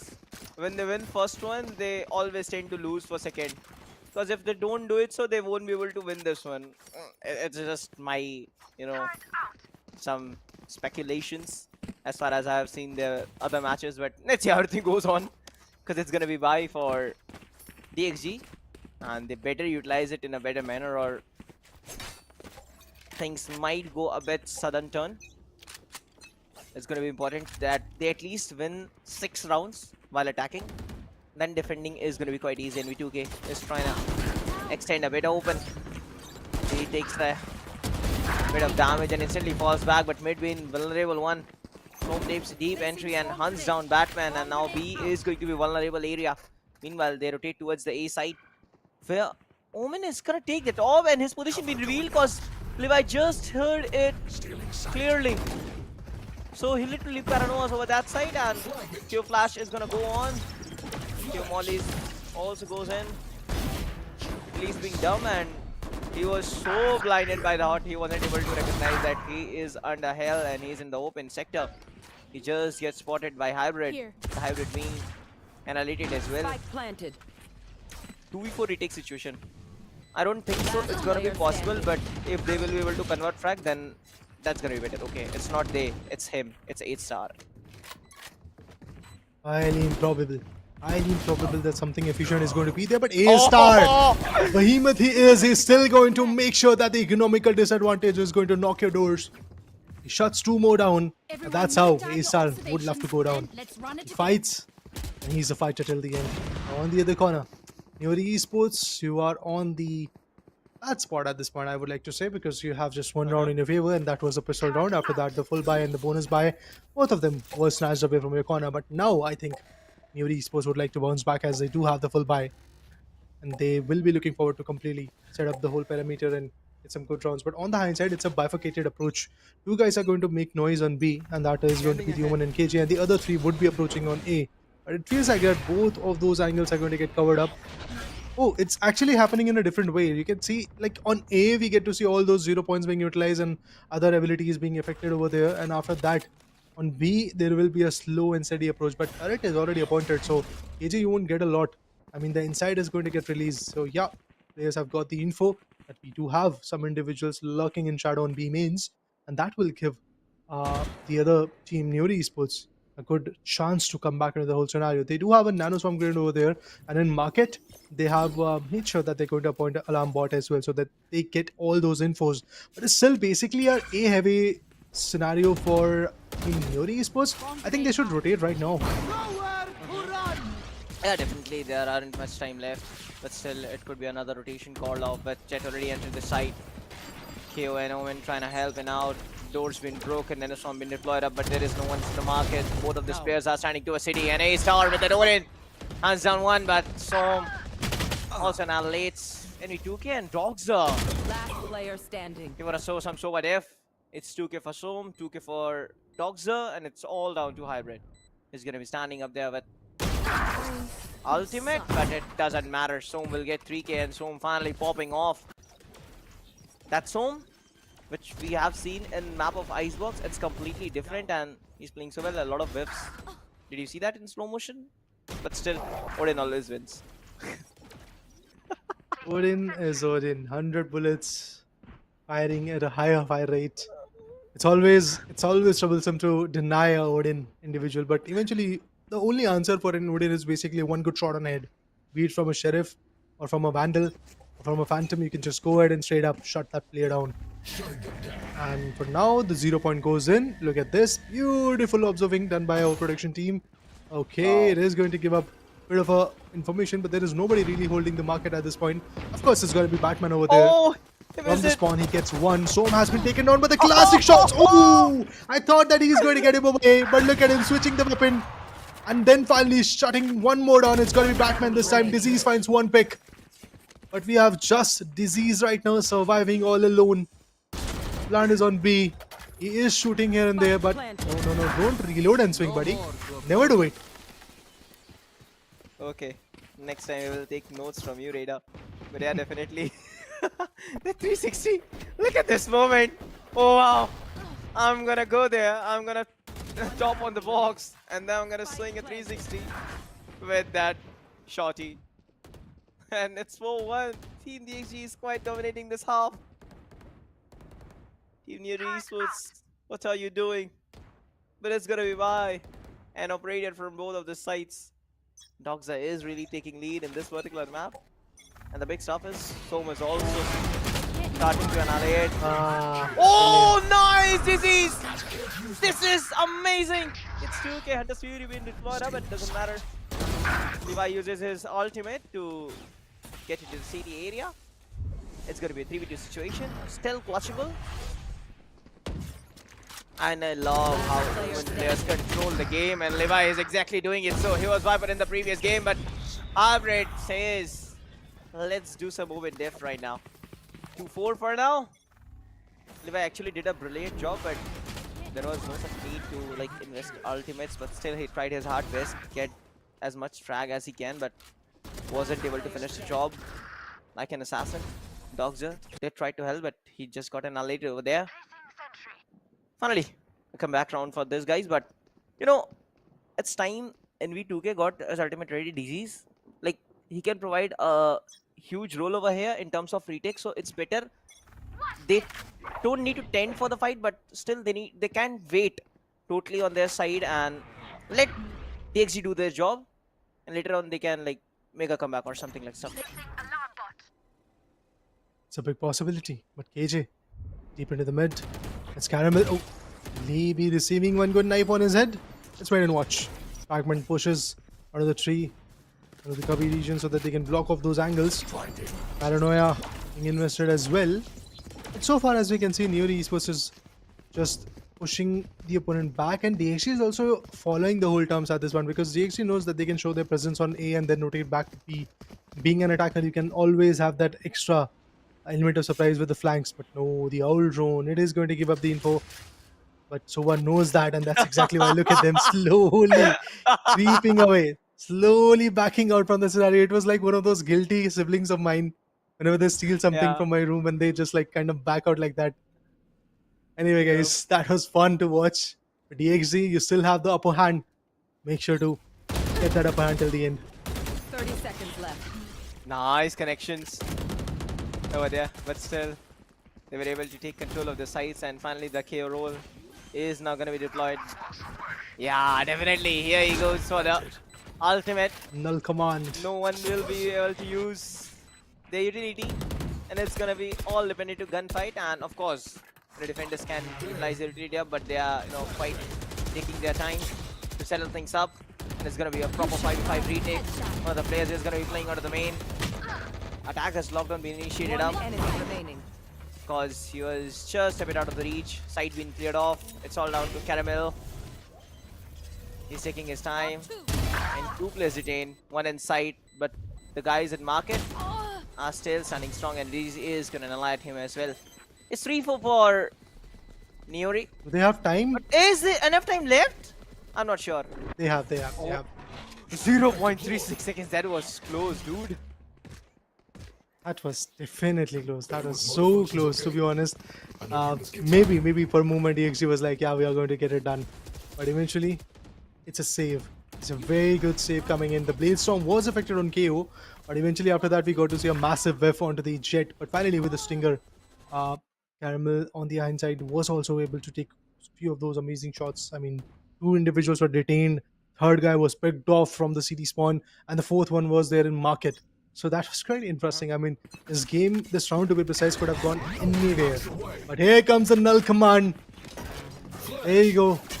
Now, once again, we'll get to see some interesting pushes. Caramel already gets NV2K down. The Storm gains and nothing like that is going to be valuable. Hunter's Fury is also going to be utilized. So yeah, ultimate heavy round is going to come through. I don't know how effective it is going to be for the next few rounds, because you could have saved some ultimates. Blade Storm is still there. I mean, you can go for it in the next rounds. Fragment once again being deployed. Foibles are being utilized in a very good manner. Block of the entry. Disease gets one. Som retaliates. Through that, we just have Hybrid right now surviving in. He shuts down the turret. Has to push back so that he can save his weapon. That's the only viable option. Yeah. It's like Edge and conquered the situation, they fires at all. They used every bit of utility ultimates in their arsenal and were able to take control of the site. They didn't even provide Team NIORY to grab that time to actually back off and go for retake. There was no opening as such. And it's going to be 5th round for DXG. Now, problem is that NIORY eSports is standing on a huge disadvantage. And if they won't be able to win multiple rounds back to back, then it's gonna be really far that they will be able to make any comeback sooner or later. Right here. For now, it seems like DXG is standing in a good comfy position. They also got 2 ultimates ready, and that might be helpful in terms of attack. Let's see how everything goes on. Shadows traveling. Let's wait and watch. DXG, Blade Storm from the shadow, the backstabs, and also the Blade Storm, the aggressive stance that can come in. The combination of a Blade Storm with abrupt and dashes. It is always fun to watch. On the hindsight, we do have a defender's lockdown. So the postman scenario is something that I think NIORY eSports is looking at. They won't be so aggressive on denying the plant, but they would be so aggressive on postman scenario. That's exactly what I feel. Oh, wow. What a beautiful wall bang that was. Levy. Disease is down. Doxer. And V2K gets shut down. On the hindsight, Hybrid missing a lot, but finally connecting. A-Star on the other corner gets a 2K. Oh, will he get a 3K? Not at all. Hybrid finds a 2K as well. Last man standing. Caramel. You're not going to be that effective anymore. As we do see a 3K coming in. It was basically a 2v5 equation. A-Star and this Hybrid. These 2 guys, the combined effort of their own, who were able to bring Team DXG down to their knees. Now it's 4-5 scoreline. That means NIORY still has to get a big lead in their favor. I think the only thing NIORY Esports would be looking at is basically a 7-5 scoreline. Nothing less would make them happy. Yeah. And Hybrid was able to convert 3 Ks into his team section, but anyway, they got that round. DXG, it seems like gonna be approached towards mid to B. They're pushing hard, but it's always happening. NIORY Esports is not like looking forward to hold in market because they already knew DXG was always trying to go for those hard push, so it's better to leave that area up, and they're gonna like better dependent on retake. Position being revealed, Molly being thrown away. Airsom was also there, but Madman was able to find Som, who's been doing a brilliant job in the map of Ascent. And it's KJ who always backs down. Still, spike plant isn't being done. One of the players been holding to the main, other 3 onto the side. Panda will be the one who's going to be moving towards market. That's better. Now, they have, you know, the whole control side instead of city. This reveal might relay some information, and yeah, KJ position is going to be revealed. It's going to go 5. Hybrid takes 1, dogs the Levi with a 1-1. 2v3. Last player Position standing. already been revealed, and A-Star Batman did a fantastic Oh, job, and that's it. A-Star with 5 Wow. HP. He does the job. And it's 5 equalizer I now. mean, that's why I love this man, bro.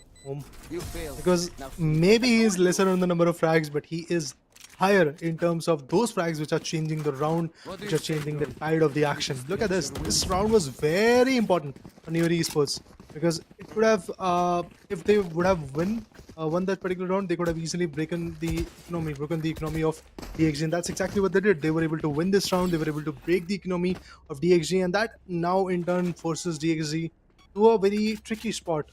DXG, I don't know how effective they're going to be in this round, but then again, the lead that you're able to get with a scoreline of 5-2 is completely shattered. Now, NIORY Esports is head-to-head against you. Oh, Blaze Storm being activated, but nothing fruitful.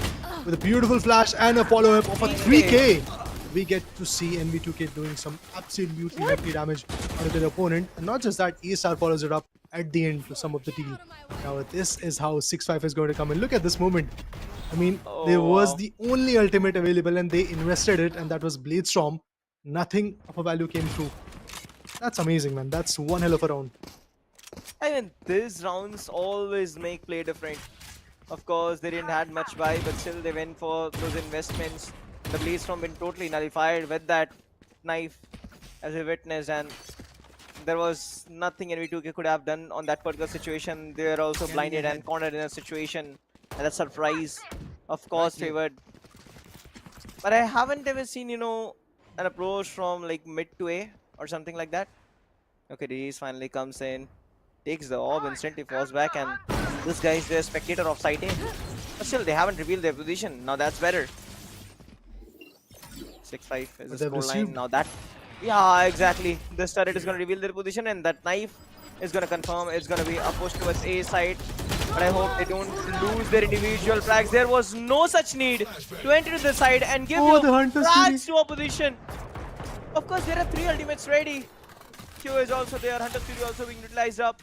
Panda is there, and he's going to be taking his time and taking that sweet kill away from the position with 5v3. Soon be converting into 4v3. Okay, never mind. I did a job, and A-Star also gets 1, A-Star gets 2, and it's over. I don't know how could A-Star like not get the info that there is one guy holding the Kabi region, because the KO was knocked out, so he would have been giving all these informations. But anyway, guys, at the end he was able to like reciprocate, retaliate, and they were able to get some good picks Yeah. in their favor. But it's quite interesting to see how relaxed these individuals are for now. DXG, they are definitely not at all in a very good spot because the defenders, they were able to prevail quite a bit, as we do have a scoreline of 7-5 after 12 good rounds after the first half. You can clearly see at this team NIORY Esports, which is once again on the driving seat. It is basically a deja vu moment because just like the previous map, in this map, the scoreline is pretty similar. Sides are different, but the scoreline is exactly similar. Oh, dude. They won continuously rounds after rounds after rounds, and it's a 4 in a streak. But it's gonna be towards B side. NIORY Esports, they are looking pretty much confident and kinda aggressive on the same point of time. Shock that's been utilized, but it doesn't matter. They already evacuated the whole area up. 4 of these players are holding onto a side, and 2 men. One backstab coming in. Paranoia, of course, is gonna do job, and Flash even didn't Seriously, pop hybrid? in. He literally used Flash, but there was no such fancy Flash. A week before that, Flash was even came into the play, but Levi gets 3K, almost turns the tide around, but it's A-star. Revealing It's gonna be all. I just want to ask, take the last laugh, was you know? this a Omen versus Omen type of competition? Because both the Omens were like with 3Ks in this round. Hybrid started with a 3K, but look at this guy, Levy. He's also going to get a 3K. Look at him. Look at him. Oh, there you go. That's amazing. It's basically a A-star Omen later versus on- Omen round. Yeah. A-star later on, like, made that statement clear. It's not only Omen. I'm also here. Just put some spotlight on me too. Okay. Yeah, mine. I know, man, it was fun, no doubt in that. I was just thinking about the next round. What kind of investment is going to come in the next round? I guess that something which matters the most. And with a good initiation, we can always see DXG feeling. The first pick is already done and dusted with a bonus buy. I think DXG is just going to get trampled, to be honest. Ooh, there you go. Look at that NV2K. Judging that there might be somebody holding that corner, he shuts Som down without any issues. So far, not a lot of damage has been done on NIORY Esports. They are going to easily go for a plant. Batman gets it done. A-star. As soon as the smoke dissipates, this guy connects. Panda has been taken down, and it all trickles down to Levy. Last man standing, but a flawless win will be here.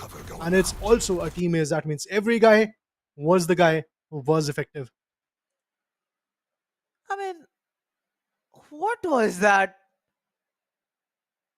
The rounds are just getting over in a twist of seconds. I mean, I don't know what's happening, but it's 9-5 already on the scoreboard. And it's going to be buy round for DXG. Now DXG need to put everything. The way Team NIORY has been making entry, it seems like very easy on towards the B area. But it's going to be A this time. And only KO and Omen will be holding. Position being revealed. A lot of intels they were able to gather. It's going to be instant rotation towards A side. And oh, just look at that garden area. I mean, from the tree. And he was able to make his way in. It's Levi who's going to be denying him up. Position being revealed through the boxes. Going to give a lot of damage. Paranoia instantly pops in. But it's time Caramel, for Caramel, attack back. 1, 2. Caramel. Just look at that. One enemy remaining. 3K. Walks in from the catwalk, getting that 3K, shutting the opponent down. But oh, there you go. Disease also getting a 2K. Panda and Dogzer, both of them have been shut down in this Kabi region. This guy was able to be kind of effective. But at the end, guys, once again, exactly similar scoreline as to the previous map. Remember home? We started with a 7-5 when it comes to the second half. Then we got to see a scoreline of 9-5, and from there it was basically 9-7. Is it going to happen again? Quite possible. Yeah, guys, I have to say this. What a beautiful, beautiful backstab coming in from the Sentinel known as Caramel.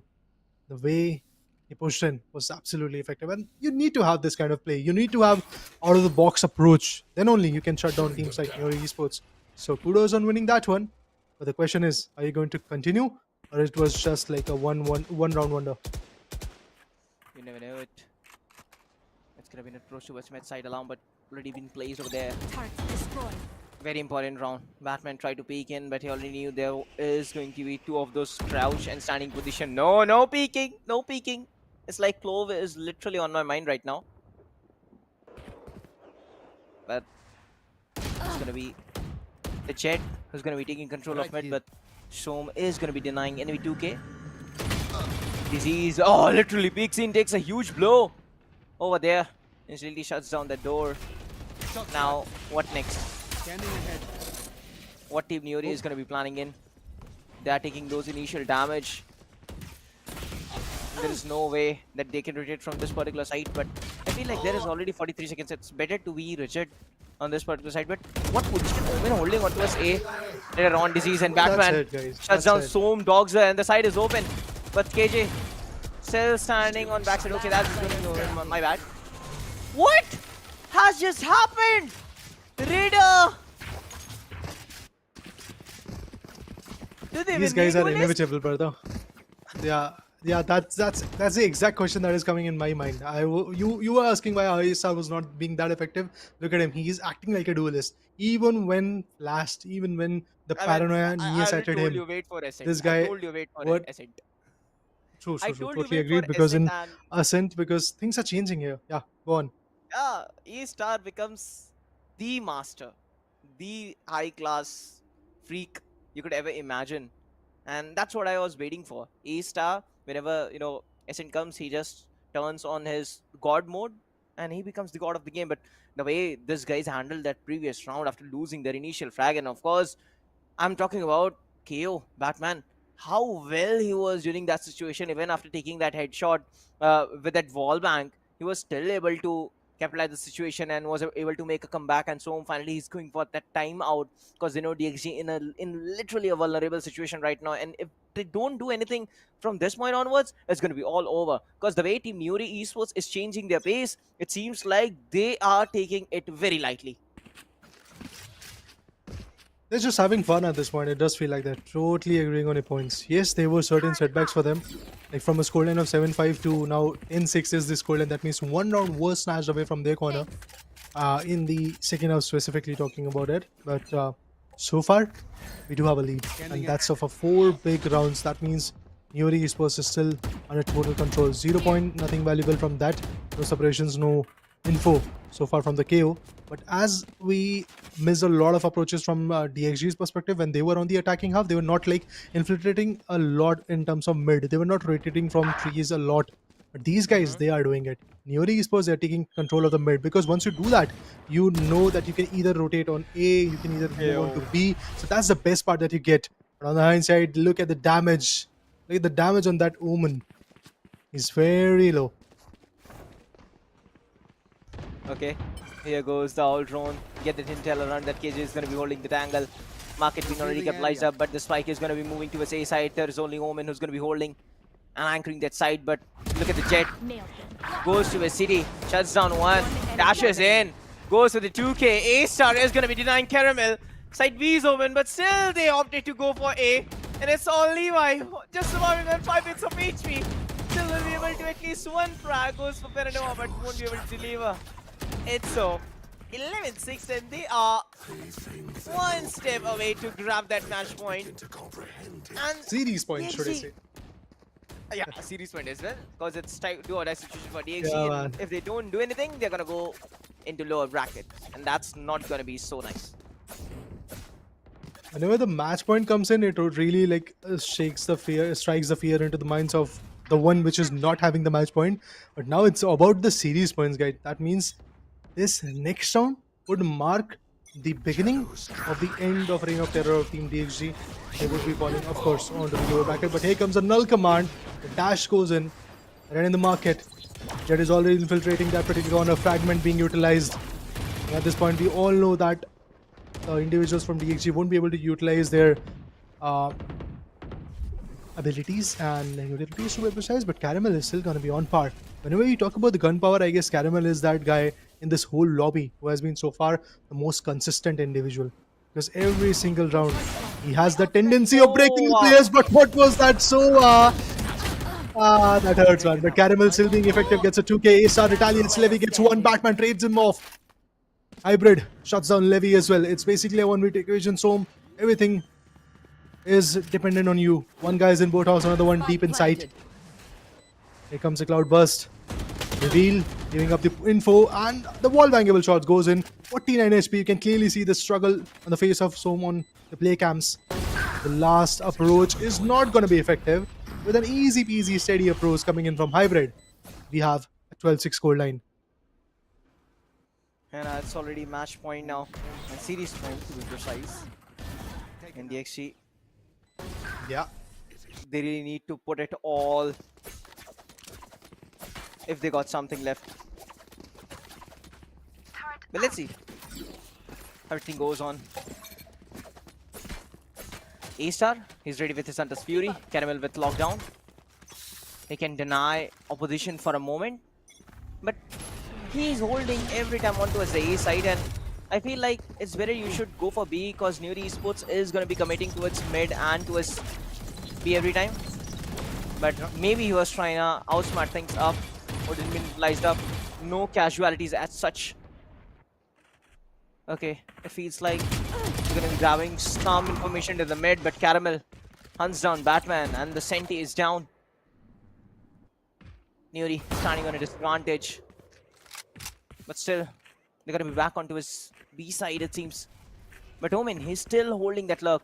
And KJ pushing all the way to his main. Oh, Caramel, what a job! First goes into the mid, finds one down, then he pushes towards A main, gets another one. Dogzer does remaining job, and it's all down to A-Star. Oh, he tried, man. He tried. I can clearly see the struggle that was there. A-Star definitely tried his level best to get the best output. I mean, he was able to counter one, but the Odin and all those effective heavy buy weapons were not that effective in this particular round because DXG knows every single round from here is do or die for them. It is do or die until unless they bring the scoreline to an equalizing stance, and then we will get to see the OT. It is only fair, man. It's only fair that an OT comes right now because just like the previous game, the first match today, we got to see a OT. I just want to see another OT, probably. I know NIORY fans would be like, no, brother, we have the lead. We just want to end the day now.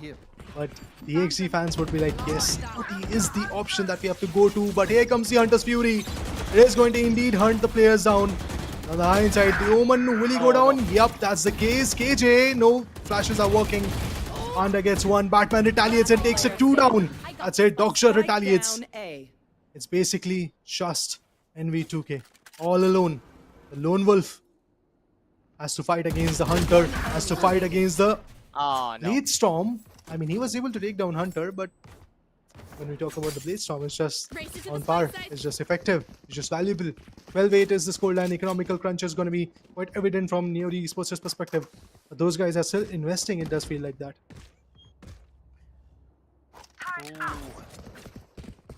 Batman really took it close. He was able to hunt down 2. Later on, it was all down to NV2K. Somehow gets one frag, but wasn't able to convert another one. 12-8 is the scoreline. DXG need to look forward. They got a bunch of ultimates onto their corner. It's going to be pros towards Catwalk. Multiple of those players pushing in. There's going to be Hybrid, who's going to be still able to convert that frag on 31 bits of HP. That blind won't be doing anything. Interesting. Look at Envy walking from Catwalk and then pushing through tree and finally acting like a defender himself. Like he pushed in the whole side, taking the total control. Here comes the alarm bot, giving up the position. Attacker skill Joy is definitely going to be there, readily available with the lockdown. And I believe, guys, this is done, guys. I think it is pretty much done. And you just have Caramel. I mean, Caramel is going to be effective, no doubt in that. I have no doubts in my mind with respect to Caramel. He's still going to like put some players down. But remember, in terms of diffusal, you have the almighty Hunter's Fury available.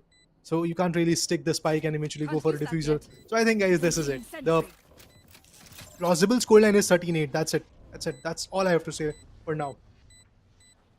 Let's see if Caramel does something charismatic, but time is running out and lineups are going to be there to play an impactful role, and it's Hunter Fury that was left into their corner. But Disease, he hits that final blow with that Guardian, and NIORY Esports gets the win.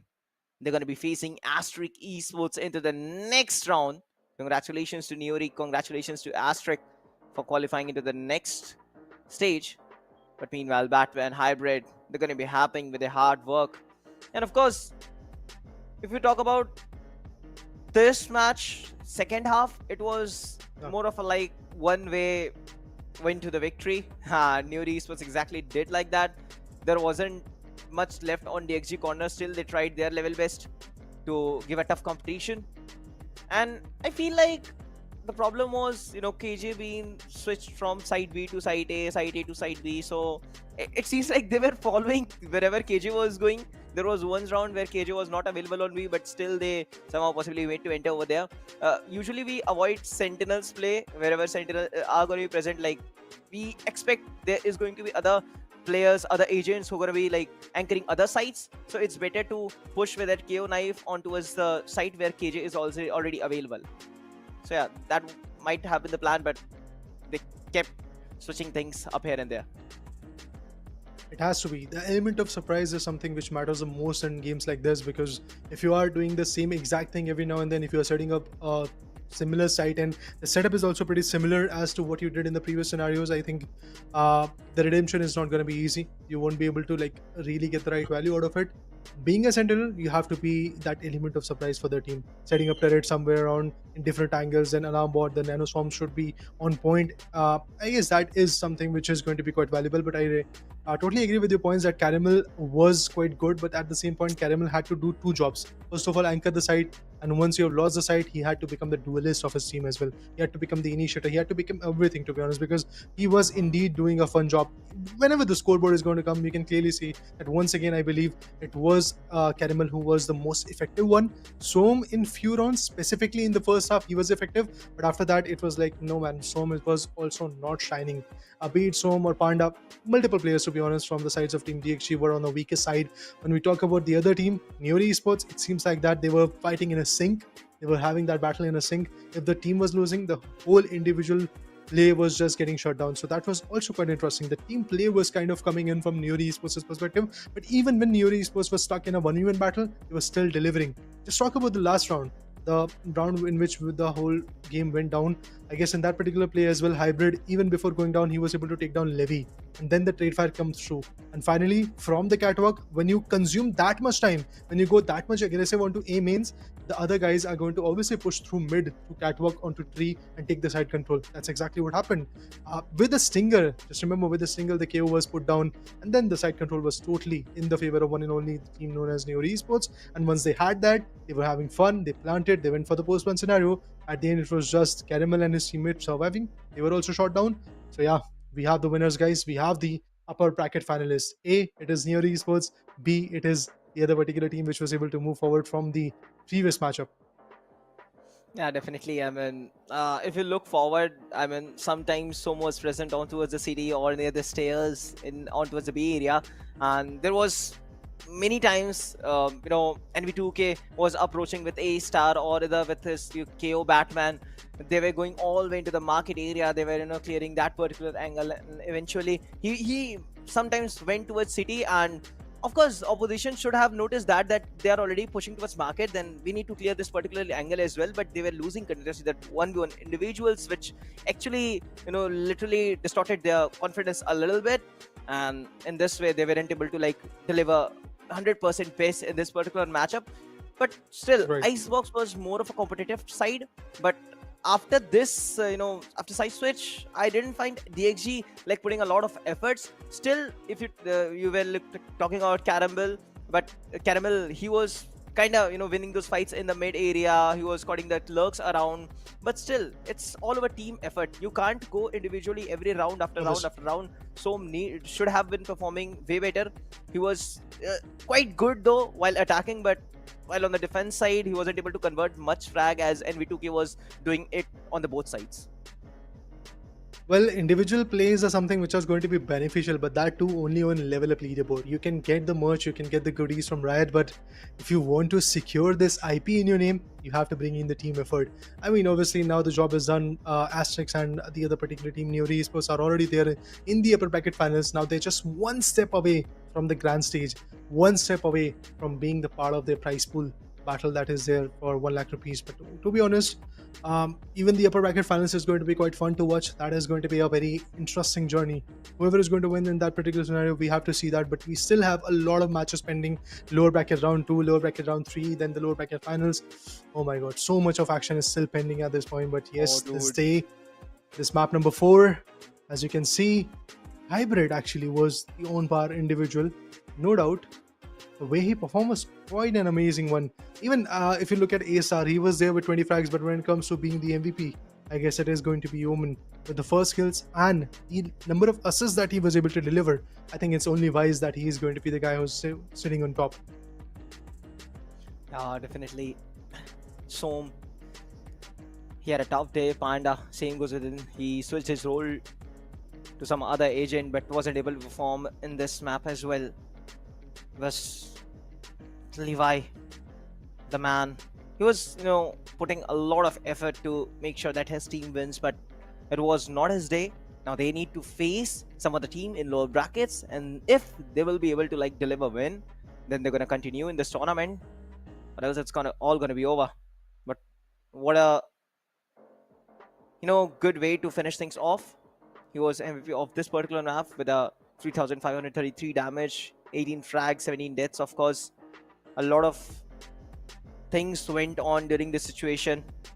It's not easy to continuously get frags for you to time after time, even if you are losing those rounds around. I mean, there is a positive side always stays on your side. If you're not performing well, your team is winning actually, still you get that hope that I will be able to pull it off in the next round. But if you're performing well and every round after round you are starting losing, that it might affect your confidence. Even you are a tier 1 player, it doesn't matter, it still affects you.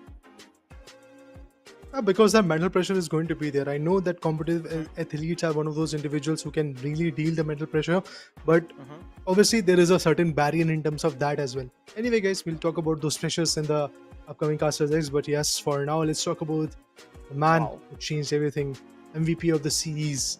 This guy definitely gave his best. Yeah, yes, but still they lost. That is something which is pretty important to talk about, because the way Caramel was able to step up on both Icebox and also Ascent was absolutely amazing. I mean, he did the heavy lifting for the team, but at the end, if the value is not yet here, because I guess it's just not going to be valuable enough. Headshot percentage definitely sure does look good.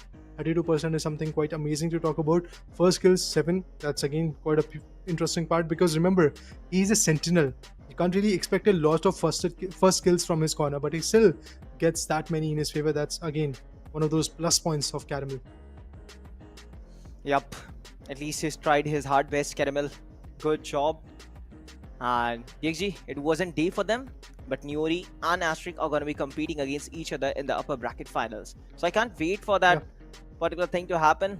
It's just we are moments away to go on to the finals, which is going to be on 28th July. Today is 24th. We're about to see 2 days of back-to-back action, and there are a lot of things which players might be thinking. Tomorrow we are again going to witness 2 best of 3s, and then best of 5 series is going to be initiated things up. But Caramel did a wonderful job. Is that what I am trying to say? In previous game, he was able to do great things with KJ, found some lurks out over there, and along with that, in this game, he was able to deal same thing with KJ. But again, team support was quite unexpected stuff, which could have been, gone pretty better. So I feel like he need to, kind of take a deep breath, and after that, he might get back into the shape as he usually plays like that. Yeah. The level up leaderboard, one of the most important leaderboards to talk about, guys. Remember, if you are there in the top 3 positions after the event is over, you can get the right merch and goodies. Currently, it is Fluffy still sitting on the top. In just 9 map, this guy has an ACS of 232, and also kill rate death ratio is also quite on point. And if you talk about the overall points that he has secured, it's 92.59. That's amazing. The way Fluffy has performed so far in the whole journey has been phenomenal. Obviously, things will change here because a lot of teams are going to get eliminated. At the end of the tournament, we'll get to have just one team who is going to be still surviving as a champ. So this leaderboard is going to change. All the 30 individuals that are still there in this competition, I'm talking about the top 6 teams that are still there as a part of the Esports Club Presents Showdown Series Season 2 of Valorant, they can make sure that their individual players are going to perform and get something crucial in their favor. Well, I would love to see how far this whole equation goes on, but all in all, what a day, to be honest. 2 zeros are definitely something that I was not expecting today, because we are talking about the upper bracket semis. I thought that at least one of the game is going to go into the decider, but anyway, I'm still happy about one thing, that we got to see double OTs in the first BO3 today as well. I mean, I didn't expect it, the first game to go 2-0, as I was really expecting that to go OT, and then after if ASTERISK were able to use, and we might see the third map, which was Ascent, then it's could end much better end. And but again, it was day for ASTERISK and they were able to take it, and the other 2 will be joining in the lower brackets, and let's see what they can really perform here. But it was a great day. Blessed to be here, Rita, and thanks to our amazing sponsors, Crucial, Zotac, and Gossip.gg, that this event was possible because of them. And we were talking about, Crucial RAM. I have Crucial SSD, and that's why I am able to get those amazing folder opens faster. I mean, I always used to keep my games in this SSD as well, and it really low opens that faster because it's NVMe2. And trust me, you can find this kinds of reviews on gossip.gg. So do make sure to check out their YouTube channel. Oh yeah, guys, all the details of our beloved partners are already there in the description, and make sure to follow the esports club as well, because there are many more IPs that are going to come in the near future, and you have to be updated, because if you miss the chance, you'll be like on the stream that I could have been that guy playing onto the particular stream, playing onto this IP. But if you don't want to miss, just make sure to follow so that you are updated with all the amazing IPs that are going to come in the near future.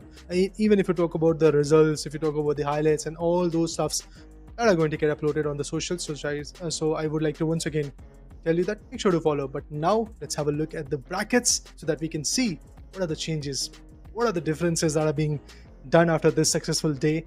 Well, from the upper bracket finals case, upper bracket semifinals, my bad, we have two individual teams already moving in. It's NIORY Esports from the second game, ASTERISK from the first one, and they have beaten down their opponents, that is DXG and Team NJ respectively. Now, what will happen to those teams, you might ask? Well, those teams are going to go on the lower bracket round 2, and they are going to face up against the lower bracket round 1 winners, that is August 6 and Tea Time. So I guess from here, tomorrow maybe possibly, we are going to say and bid over farewell to two more teams, and those two teams are going to come, of course, from lower bracket. Yeah, can't wait to see this one out. A lot of efforts goes in to provide this kind of competition, and every team give their hard best. But it might gonna be like GG for August 6 or Team NJ or DXG or Tea Time. For knowing all those answers, you have to be present on stream tomorrow. So don't miss out this particular stuff. Set your timer, set your clocks away right now. On 12, you have to check out all those matches, and it's been a amazing day. And again, I told you I'm blessed to be here, and I can't wait for more action tomorrow. Right up. Well, yeah, tomorrow the action will be on point at 12 p.m. guys, so mark your calendars, set your alarms, because yes, we'll be back. And thanks to our partners, that is Crucial by Macron, Zotac Gaming, and Gossip.gg, along with the esports club, for bringing us this amazing IP. We'll be seeing you tomorrow. Till then, peace out. Thank you for joining us. Bye-bye.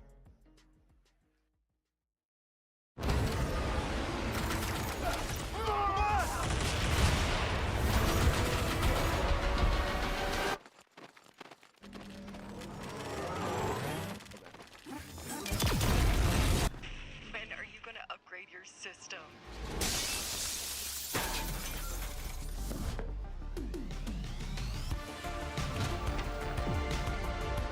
Alright, let's do this. Once there was a hunter who saw what others could not. With a magic case in her backpack, she roamed with wild abandon into the great unknown.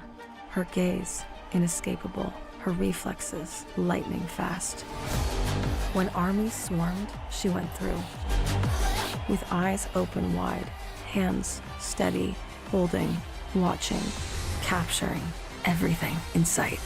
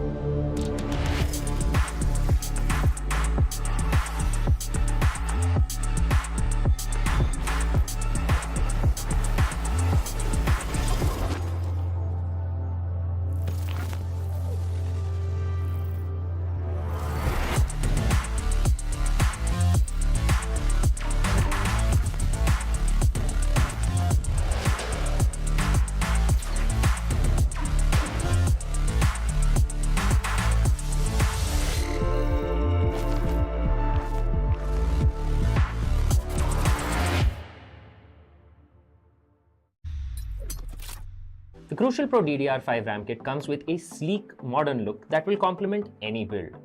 But aesthetics aside, it's the performance that really matters. So let's dive into it. The default JEDEC timings are 46, 45, 45, but it does come with 2 XMP and Expo settings for those looking for a little more performance. With XMP 3.0 Profile 1, you can push the speed up to 5600 megatransfers per second. If you prefer a slightly lower speed but tighter timings, Profile 2 offers 5200 megatransfers per second at 42, 42, 42 timings. We've run some benchmarks and stress tests to give you an idea of how it performs. In general, dropping the speed and tightening the timings with the second XMP/Expo profile yielded better results for us on our test system. Paired with a Ryzen 7800X3D, we saw anywhere from a 1 to 5% performance bump depending on workloads. All in all, the Crucial Pro DDR5 64GB RAM kit by Micron is a fantastic choice for first-time builders and enthusiasts alike.